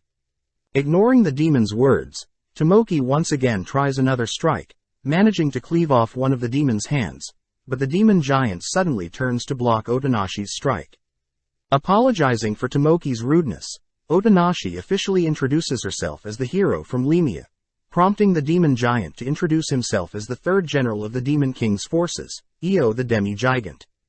Regenerating his destroyed arm, Io unveils his right, chanting a spell that dissolves his ring, and in exchange Io removes the blessings of the goddess from his enemies within a predefined area. Hearing this, Tomoki realizes that his immortality at night is a blessing from the goddess, beginning to fear the idea of death. Instantly ordering his party to leave, Tomoki boards Mora's dragon, but before he leaves, Otonashi states that someone that flees from a battle is no hero. With Otonashi's party arriving to back up Otonashi, Io praises Otonashi's courage, announcing that he'll fight them seriously. At the same time, the goddess is sad that her heroes are losing, but she suddenly spots Makoto. As Otonashi and Io's fight continues until daybreak, Io commends Otonashi's resilience, but as Otonashi attempts to go for a killing blow, she is forced to relinquish her blade, falling to the ground, only to helplessly watch her party be beaten down. At that exact moment, the goddess had decided to summon Makoto to the battlefield nearby to fight Sophia and Mitsurugi, via a bright beam of light, but this light gave Otonashi and her members courage to continue fighting. As Mora and Woody heal up the rest of Otonashi's party, Navel secretly communicates with Woody, realizing that it's time she used her final trump card. With a dreadful look on his eyes, Woody enchants Navel's blade, only to hand and equip Navel with a rose sign. As Navel enters the fight, she instantly draws the attention of Io, having dealt several deep cuts in an instance to the demon. Seeing a rose mark on Navel's neck, Varda also realizes what Navel had done, but seeing as Io is trying to regenerate, Navel continues the onslaught, managing to slice off one of his arms. Amazed that he had never heard of the spell allowing Navel to grow so strong, Io attempts to catch Navel off guard with a kick, but Varda intercepts the kick with his shield, allowing Otonashi and Navel to attack. As Io prioritizes Otonashi, Navel manages to sneak an attack to Io's neck, but right as they believe Io is defeated, Io unveils his true form, instantly healing wounds and boosting his stats. Seeing as it's time, Navel orders Woody to encase Otonashi and her members in a windshield, giving Otonashi a final glance before Woody sends the party far away from Navel. As Otonashi struggles to learn what is happening, Verda tells Otonashi that the rose sign Navel has equipped grants the user immense strength, but at the cost of their life. With only Navel in the way of Io, Navel points out how she was blessed to have met Otonashi, charging at the Io, who gladly meets Navel's strike. Sadly, Navel chooses to implant her sword into Io's hand, casting a self-destruction spell that takes Navel and Io's life. At the same time, we see Tomoki feeling guilty for leaving Otonashi and her party, but Lily convinces Tomoki that he did the right thing. As the female demon checks up on the remains of Io, it's revealed that Io had managed to survive, learning that Sophia and Mitsurugi had been defeated by a mysterious monster. As Mio and Tomo are seen healing Makoto after his battle with Sophia and Mitsurugi, we cut back to the present, where Makoto and Shiki have finally made it to their destination. Following Mio and Tomo in the present, they are both seen walking through a forest, both wanting to meet up with Makoto. Holding themselves back, Mio mentions how she plans to head to the town of Korin to acquire some kelp for a Japanese dish Makoto likes. But Mio also reminds Tomo that she needs to head to investigate the location of where Sophia, Mitsurugi and Makoto fought. Tomo states that she plans to investigate the reason for the appearance of a massive lake where Makoto fought, noting how Mio and herself will be alone for a while, but is happy to hear that Shiki and Makoto have made it to the town of Rotskerd. Back with Makoto and Shiki, they begin exploring the town, wondering what sort of competition they'll face when setting up the store. Upon turning a corner, they see a crowd of men gathered around a girl, which Shiki finds peculiar, but Makoto knows that this isn't the first time he's seen humans bullying other humans. Realizing that the girl is acting strangely cold, Makoto approaches the crowd, but at the same time the girl attempts to leave, only to be shoved for being so rude. Attempting to stop them, Makoto asks for Shiki to speak for him, drawing the attention of the men gathered. Threatening Makoto and Shiki, Makoto notes how the men's uniform belongs to the Rotskerd Academy, but when he turns to Shiki, Makoto gets scared when Shiki asks if he can murder the men. Ordering Shiki to calm down, Shiki instead politely asks the men to leave the girl alone, stating that he doesn't want to slaughter them. Shocked at Shiki's threat, the boys take out their wands, casting wind magic and levitating, but Makoto accidentally provokes them when he asks if levitating is all the boys can do. Bored of the situation, Shiki takes out his wand, tapping it onto the ground, only to instantly conjure 4 rock pillars that target the men. Knowing that they shouldn't cause a scene, Makoto dispels Shiki's earth pillars, impressing Shiki as Makoto has already mastered the fundamentals of counter magic. Turning to communicate with the girl, Makoto gets annoyed that she believes Makoto wants something from her, but Makoto states that she is free to go, learning that she works at the Gotetsu restaurant nearby, where they serve great hot pots. Intrigued by the offer, Makoto realizes the 4 men are floating slowly to their deaths, ordering Shiki to help them out. With a single cast, Shiki casts a wind spell to help assist their fall, but out of spite purposely drops them. As the men look around for the girl, they utter the girl's name, Luria, only to run off, cursing at Makoto and Shiki. Knowing that Makoto just made enemies, Shiki states that Makoto should stop intervening in others' affairs, but seeing Makoto's serious glare, Shiki apologizes for questioning Makoto's intentions. Since Makoto plans to take the student entrance exam in 3 days, Shiki and Makoto head to find an inn, as once Makoto is a student, he'll be officially a resident of the town, where he can finally open up a store. Confused at what Makoto is saying, Shiki corrects Makoto, as the papers that Makoto was given are for the teacher employment examination, shocking Makoto as this was not what he had planned. Cutting to Patrick and Morris, we see Morris admit that he may have made a mistake when signing Makoto up for a position in the Rotskerd Academy. On the day of the teacher examinations, Makoto is clearly nervous, having no idea what to expect. Upon reaching the receptionist, Makoto asks if there are any office positions that may be available, but this only annoys the receptionist, scolding Makoto for being inconsiderate. As the receptionist looks up, he's terrified to see Shiki glaring at him, only for Shiki to use some dark magic, draining the life force from the receptionist. As Makoto attempts to stop Shiki from acting up, a female worker steps in, apologizing for her colleague's rudeness. Seeing Shiki and the female worker interact, Makoto fears that Shiki will start fighting with her, but suddenly she asks for Makoto's papers. Amazed that Makoto had been referred by the Rembrandt Trading Company, she states that since Makoto is applying to be a general tactics teacher, Makoto will be able to choose the difficulty of the examination along with the ratio of practical and written examinations.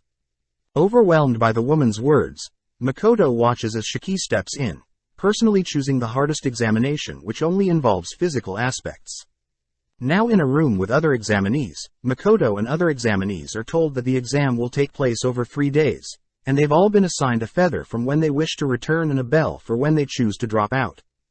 The examiner states that examinees are forbidden to fight with each other, and within the 3-day time limit, examinees are to gather a red, blue and yellow orb, in order to complete the exam. The examiner states they'll provide the examinees with weapons, but food will have to be procured by the examinees, but beware, there are monsters in the training area. Just like that, Makoto is sent to a random location, immediately erecting his Kai zone to inspect the surrounding area. Happy to see that there is plenty of food and water nearby, Makoto manages to also locate the other players, but notes how they are pretty far away. Just then Makoto spots a red orb floating nearby, taking out the instructions on how to capture the orb. Apparently, each orb upon being damaged by specific attacks will stop moving, allowing them to be captured, but if the orbs are attacked by incorrect methods, they'll explode and disappear. Since red orbs require physical attacks, Makoto lightly punches the red orb, but it explodes on impact. Spotting a yellow orb, Makoto fires the required magic attack at it, but it too explodes on impact. Finally, seeing a blue orb nearby, Makoto fires an arrow at it, as the blue orb needs to be hit by projectile attacks, but is confused when the blue orb is destroyed as well. Rereading the instructions, Makoto wonders if he's too strong, choosing to deactivate his strengthening Kai. But even without the Kai boost, Makoto destroys countless colored orbs. With it being already night, Makoto is sad that he'll have to spend the night, choosing to erect a powerful barrier that'll harm anything that comes nearby. Upon waking up, Makoto is shocked to see various monster corpses nearby, grateful for not being disturbed, but washes up as he needs to complete the exam soon. Choosing to check up on the other examinees, Makoto is shocked, not being able to sense the elf's presence any longer.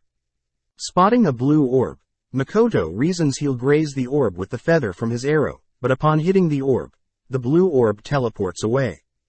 Annoyed at first, Makoto manages to successfully acquire the blue orb, but suddenly Makoto senses the human examiner's presence disappear as well. Managing to track down a yellow orb, Makoto focuses, slowly decreasing the strength of his fire spell, successfully managing to acquire a yellow orb. That night, as Makoto enjoys his first meal since being here, he senses another person appear in the training zone, but brushes it off, heading to sleep as he erects his protective barrier. Waking up on the final day, Makoto spots a masked figure dead along with the monsters, but suddenly the dead figure wakes up, tossing several knives at Makoto.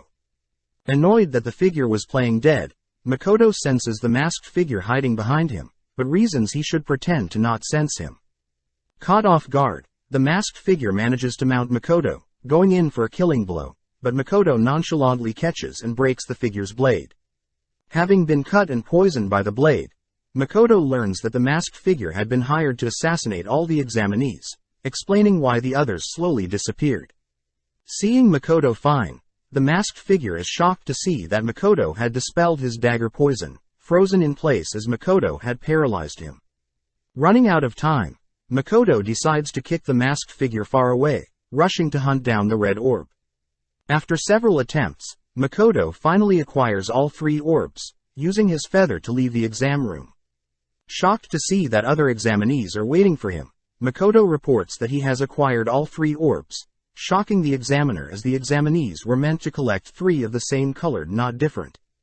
Just like that, Makoto had been hired as a temporary instructor, but that night, we cut to the examiner speaking to a mysterious woman, revealing that they knew that someone had hired an assassin to increase the difficulty of this year's teacher exams, but Makoto was still able to pass, intriguing the woman. Being officially appointed a lecturer at Rotskirt Academy, Makoto is happy to finally get the permit to set up his own store, but Makoto also states that he still doesn't believe that he will be enrolling as a teacher and not a student. Not wanting to think about it, Makoto and Shiki head to the Five Irons restaurant, greeting Luria, who is grateful that Makoto and Shiki have been dining at her store ever since they came to town. With Shiki and Makoto both wanting separate hotpots to themselves, Luria notes how normally people would normally share a single hotpot, but at the same time, we see one of the students, Illumined, from earlier mad that Makoto and Shiki are speaking with Luria. With Makoto and Shiki thinking about how they've visited the restaurant for 5 days in a row, we see Illumined interacting with another mysterious student, both discussing something. As Makoto watches Shiki devour his hotpot, Makoto holds back his disgust, as Shiki is purely eating meat, vegetables and super sweet cream. As Luria serves Makoto his own hotpot, Luria asks about when Makoto will start teaching his first class, happy to hear that Makoto will head over to the academy right after the meal. Luria remarks that she knows someone at the academy, but before she can tell Makoto more about her friend, Luria is pulled away, as other customers need service. Sitting down to be briefed on his role by a lady, Makoto learns that he is forbidden from involving himself with any monetary transactions with students, but he's allowed to promote his business. The lady states that there are around 100 other lecturers in the academy and that lecturers are paid based on the number of students they teach, with each student adding 10 silver coins. Since Makoto is a part-time lecturer, Makoto is happy to start any time, aiming for a 10-student class, whereas the maximum per class is 30 students. Surprised, the lady states that normally lecturers would want to fill out their classes as soon as possible, but Makoto states that he wants to start small and work on his teaching skills before expanding. Just then, Blight, another fellow lecturer, joins them, praising Makoto for being so level-headed with his approach to teaching. Upon hearing that Makoto will be teaching magic, Blight reveals that he personally teaches combat techniques, offering to send over 10 students that may be interested in Makoto's teachings. Blight states that the students this year are amazing as they can use telepathy and levitation magic, but hearing this, Makoto fears that he'll run into the same students from earlier, thrown off when he hears Blight is curious as to how strong Makoto truly is. Heading to the library, Makoto is amazed by the sheer size of the library, running into the librarian who asks if she can help Makoto out.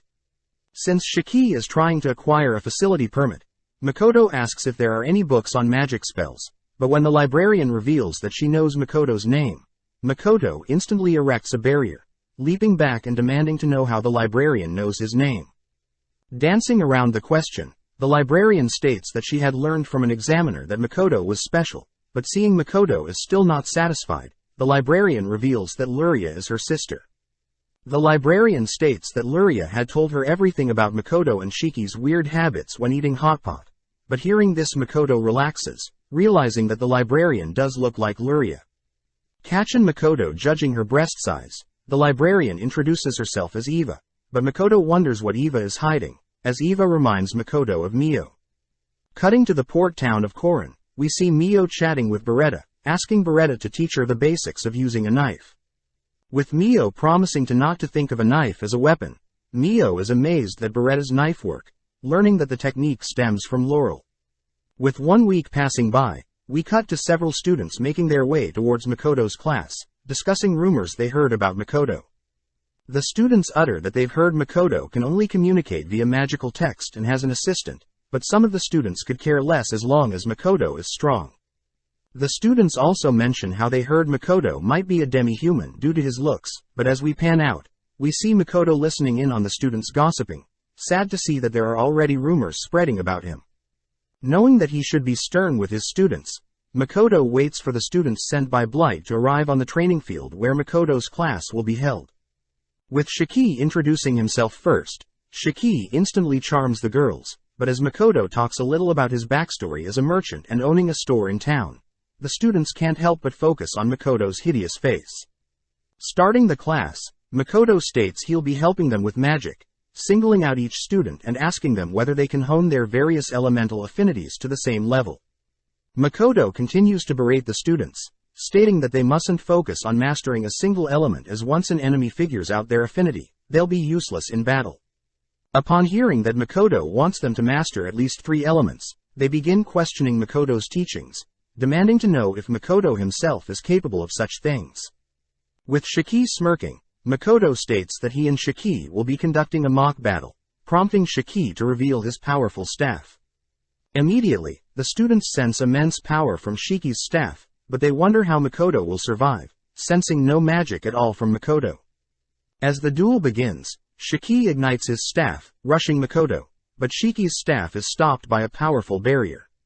As Shiki attempts to barrage Makoto's barrier with strikes, Makoto commends Shiki's growth, but Shiki reveals that he had been training under Mio and Tomo. Seeing Shiki getting too close, Makoto begins channeling a fireball, sending it directly at Shiki, but is impressed when Shiki barely blocks the spell.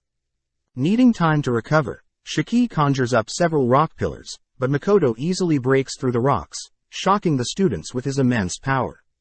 Attempting to toss an earth spell at Shiki, Makoto is impressed that Shiki easily dispelled his earth magic, immediately following it up with a simultaneous cast of a fire and water arrow. Knowing that they can't fight forever, Shiki begins channeling a powerful light magic spell, whereas Makoto chooses to cast a dark magic spell. With both spells colliding, the students spot that Makoto had closed in on Shiki, ultimately taking the win. Seeing the students too stunned to speak, Makoto states that the first lesson is over, asking the students that want to learn to come for his next class, but for those too scared to leave. As Makoto leaves, Shiki stays to heal any injured. As the students begin to reevaluate their helplessness when compared to Shiki, we see the boys are ecstatic to be able to learn from such powerful people, but when the girls grow hesitant, Shiki steps in, nonchalantly charming and healing any wounds they had. Cutting to Tomo, we see Tomo investigating the sudden appearance of the Star Lake, amused that it was Makoto's powerful water arrow that ultimately morphed the entire terrain of the battlefield. With Makoto's next class commencing, he's impressed that 5 students stuck around. They go as follows. Mithra Casper's parents are both Celtics, prefers wind magic and has pretty good grades. Dana has a wife, even though he's still so young and prefers water magic. Abelia Hopley prefers fire magic and has relations with another student that shares the name Hopley and has connections to the kingdom of Lemia. Azumo Kusakabe specializes in wind magic, and finally Jin Rohan strives to be a swordsman with excellent combat skills. Before the class starts, the students wonder why Makoto doesn't speak, even though they saw him chanting a spell during his fight against Shiki. Makoto reveals that due to a curse, he can't speak to other humans, but can still speak. Starting the class, Makoto asks what they know about mana depletion, prompting the students to state that at 50%, there will be mental and physical fatigue. At 20% the body will be unable to move, and when it reaches 0, a person may vomit, pass out and in some cases die. Seeing as the students are aware of such facts, Makoto states that they will be testing the limits of their bodies today, ordering all the students to exhaust their mana on him. With Kusakabe and Dana being the first to give up, we see that Abelia tries to force herself past her limits, but Shiki intervenes right as Abelia begins to throw up. With only Jin and Mithra left, Mithra chooses to give Jin the rest of his mana, allowing Jin to muster up the strength to charge at Makoto, but has no luck, easily knocked out. Seeing as no one managed to land a single strike, Makoto asks them to reflect and report back to him on what they learned on limit testing today. Cutting elsewhere, we see Ilungand Hopley be revealed as knowing Abelia Hopley, easily defeating his sparring partner, but is distracted as the mysterious student had handed him a mysterious potion that'll boost his physical and magical powers. But that evening, as Ilungand walks through the school, Ilungand realizes that Makoto and Shiki are lecturers at his school.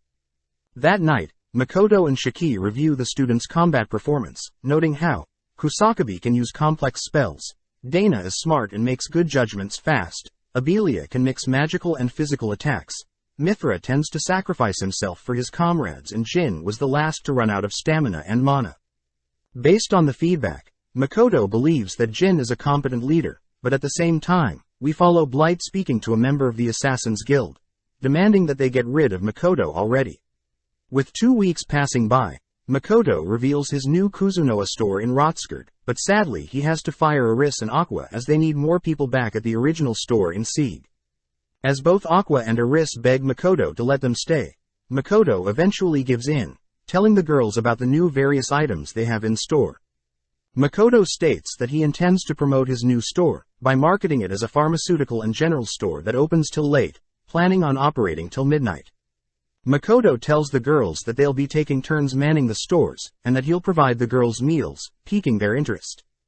On top of that, Makoto says there will be no manager bossing them around, as they are still quite a new store, selling the girls on working at his new shop.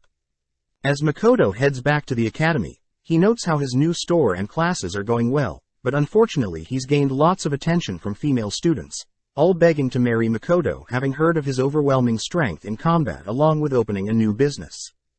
Thinking about marriage, Makoto brings out a photo of his parents, only to realize Eva is behind Makoto, asking Makoto who the people in the picture are.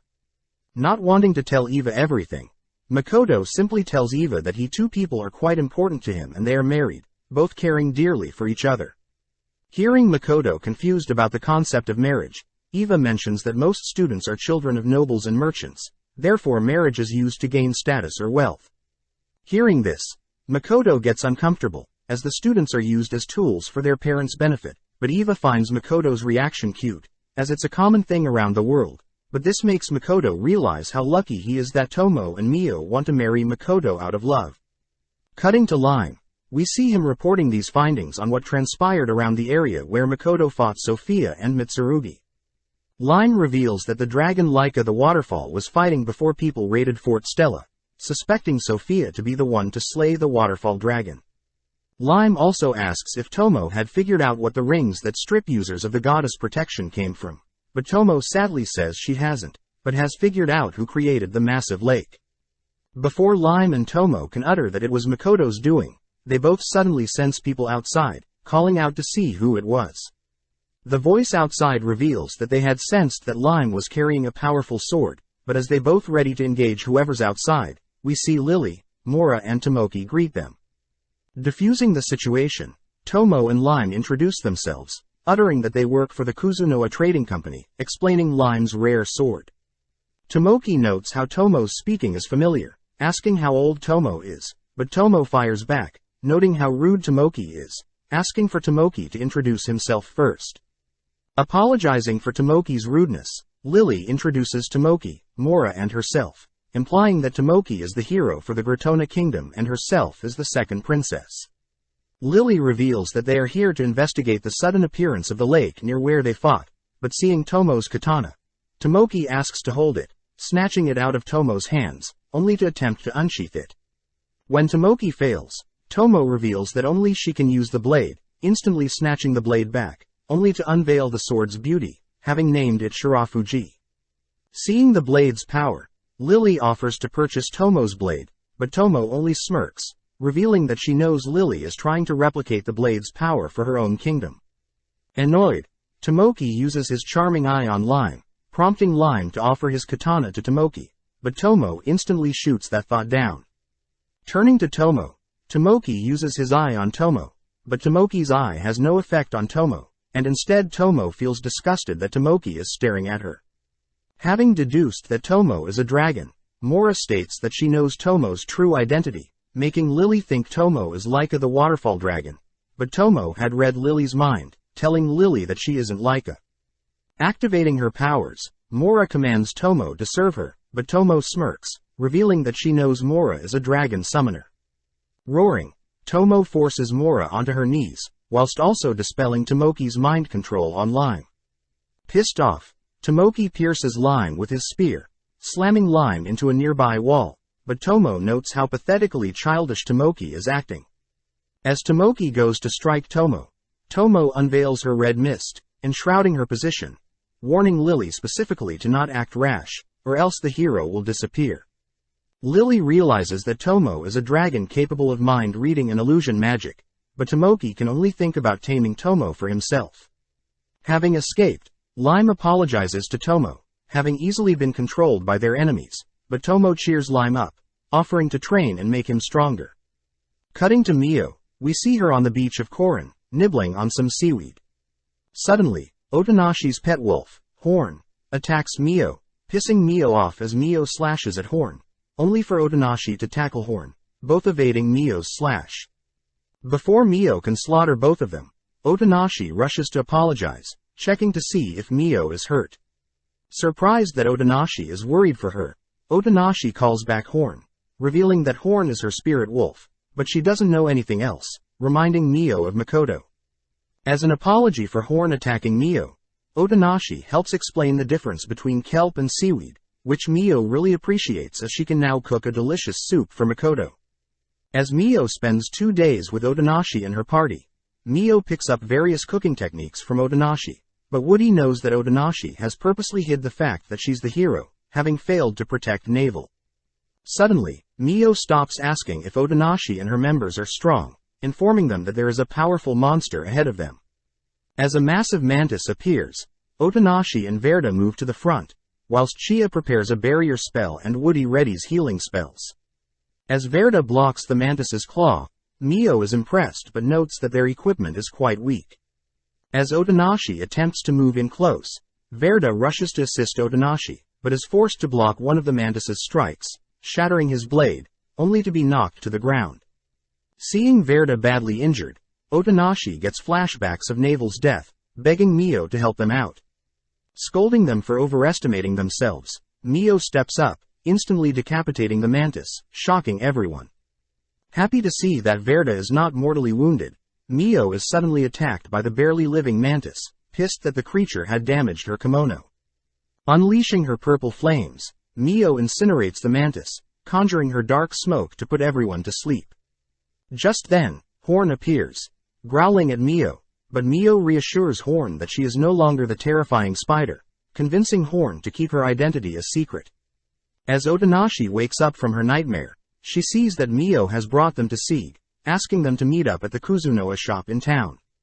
Happy to see everyone is alright, Otonashi and her members thank Mio, but Mio asks Otonashi to repay her by teaching her to cook. Sadly, Otonashi and her members are here to train in the wasteland, but Mio notes how they are too weak to fight in the wastelands. Coming up with an idea, Baron suggests that he create special gear for Otonashi and her parties, and pay him back after, but Otonashi must teach Mio how to cook. Fearing that Otonashi and her members are still too weak, Baron suggests that Toa and her party join Otonashi's, guaranteeing nothing goes wrong. With Otonashi beginning to teach Mio on how to cook, we cut back to Makoto, who learns from Shiki that Tomo wants to meet up in person, happy to hear that Shiki will take care of things whilst he's gone. As Makoto enters through the mist to the demi-plane, Makoto suddenly senses something is off. Check out one of our other videos on the screen or in the info card above. Subscribe, like and comment.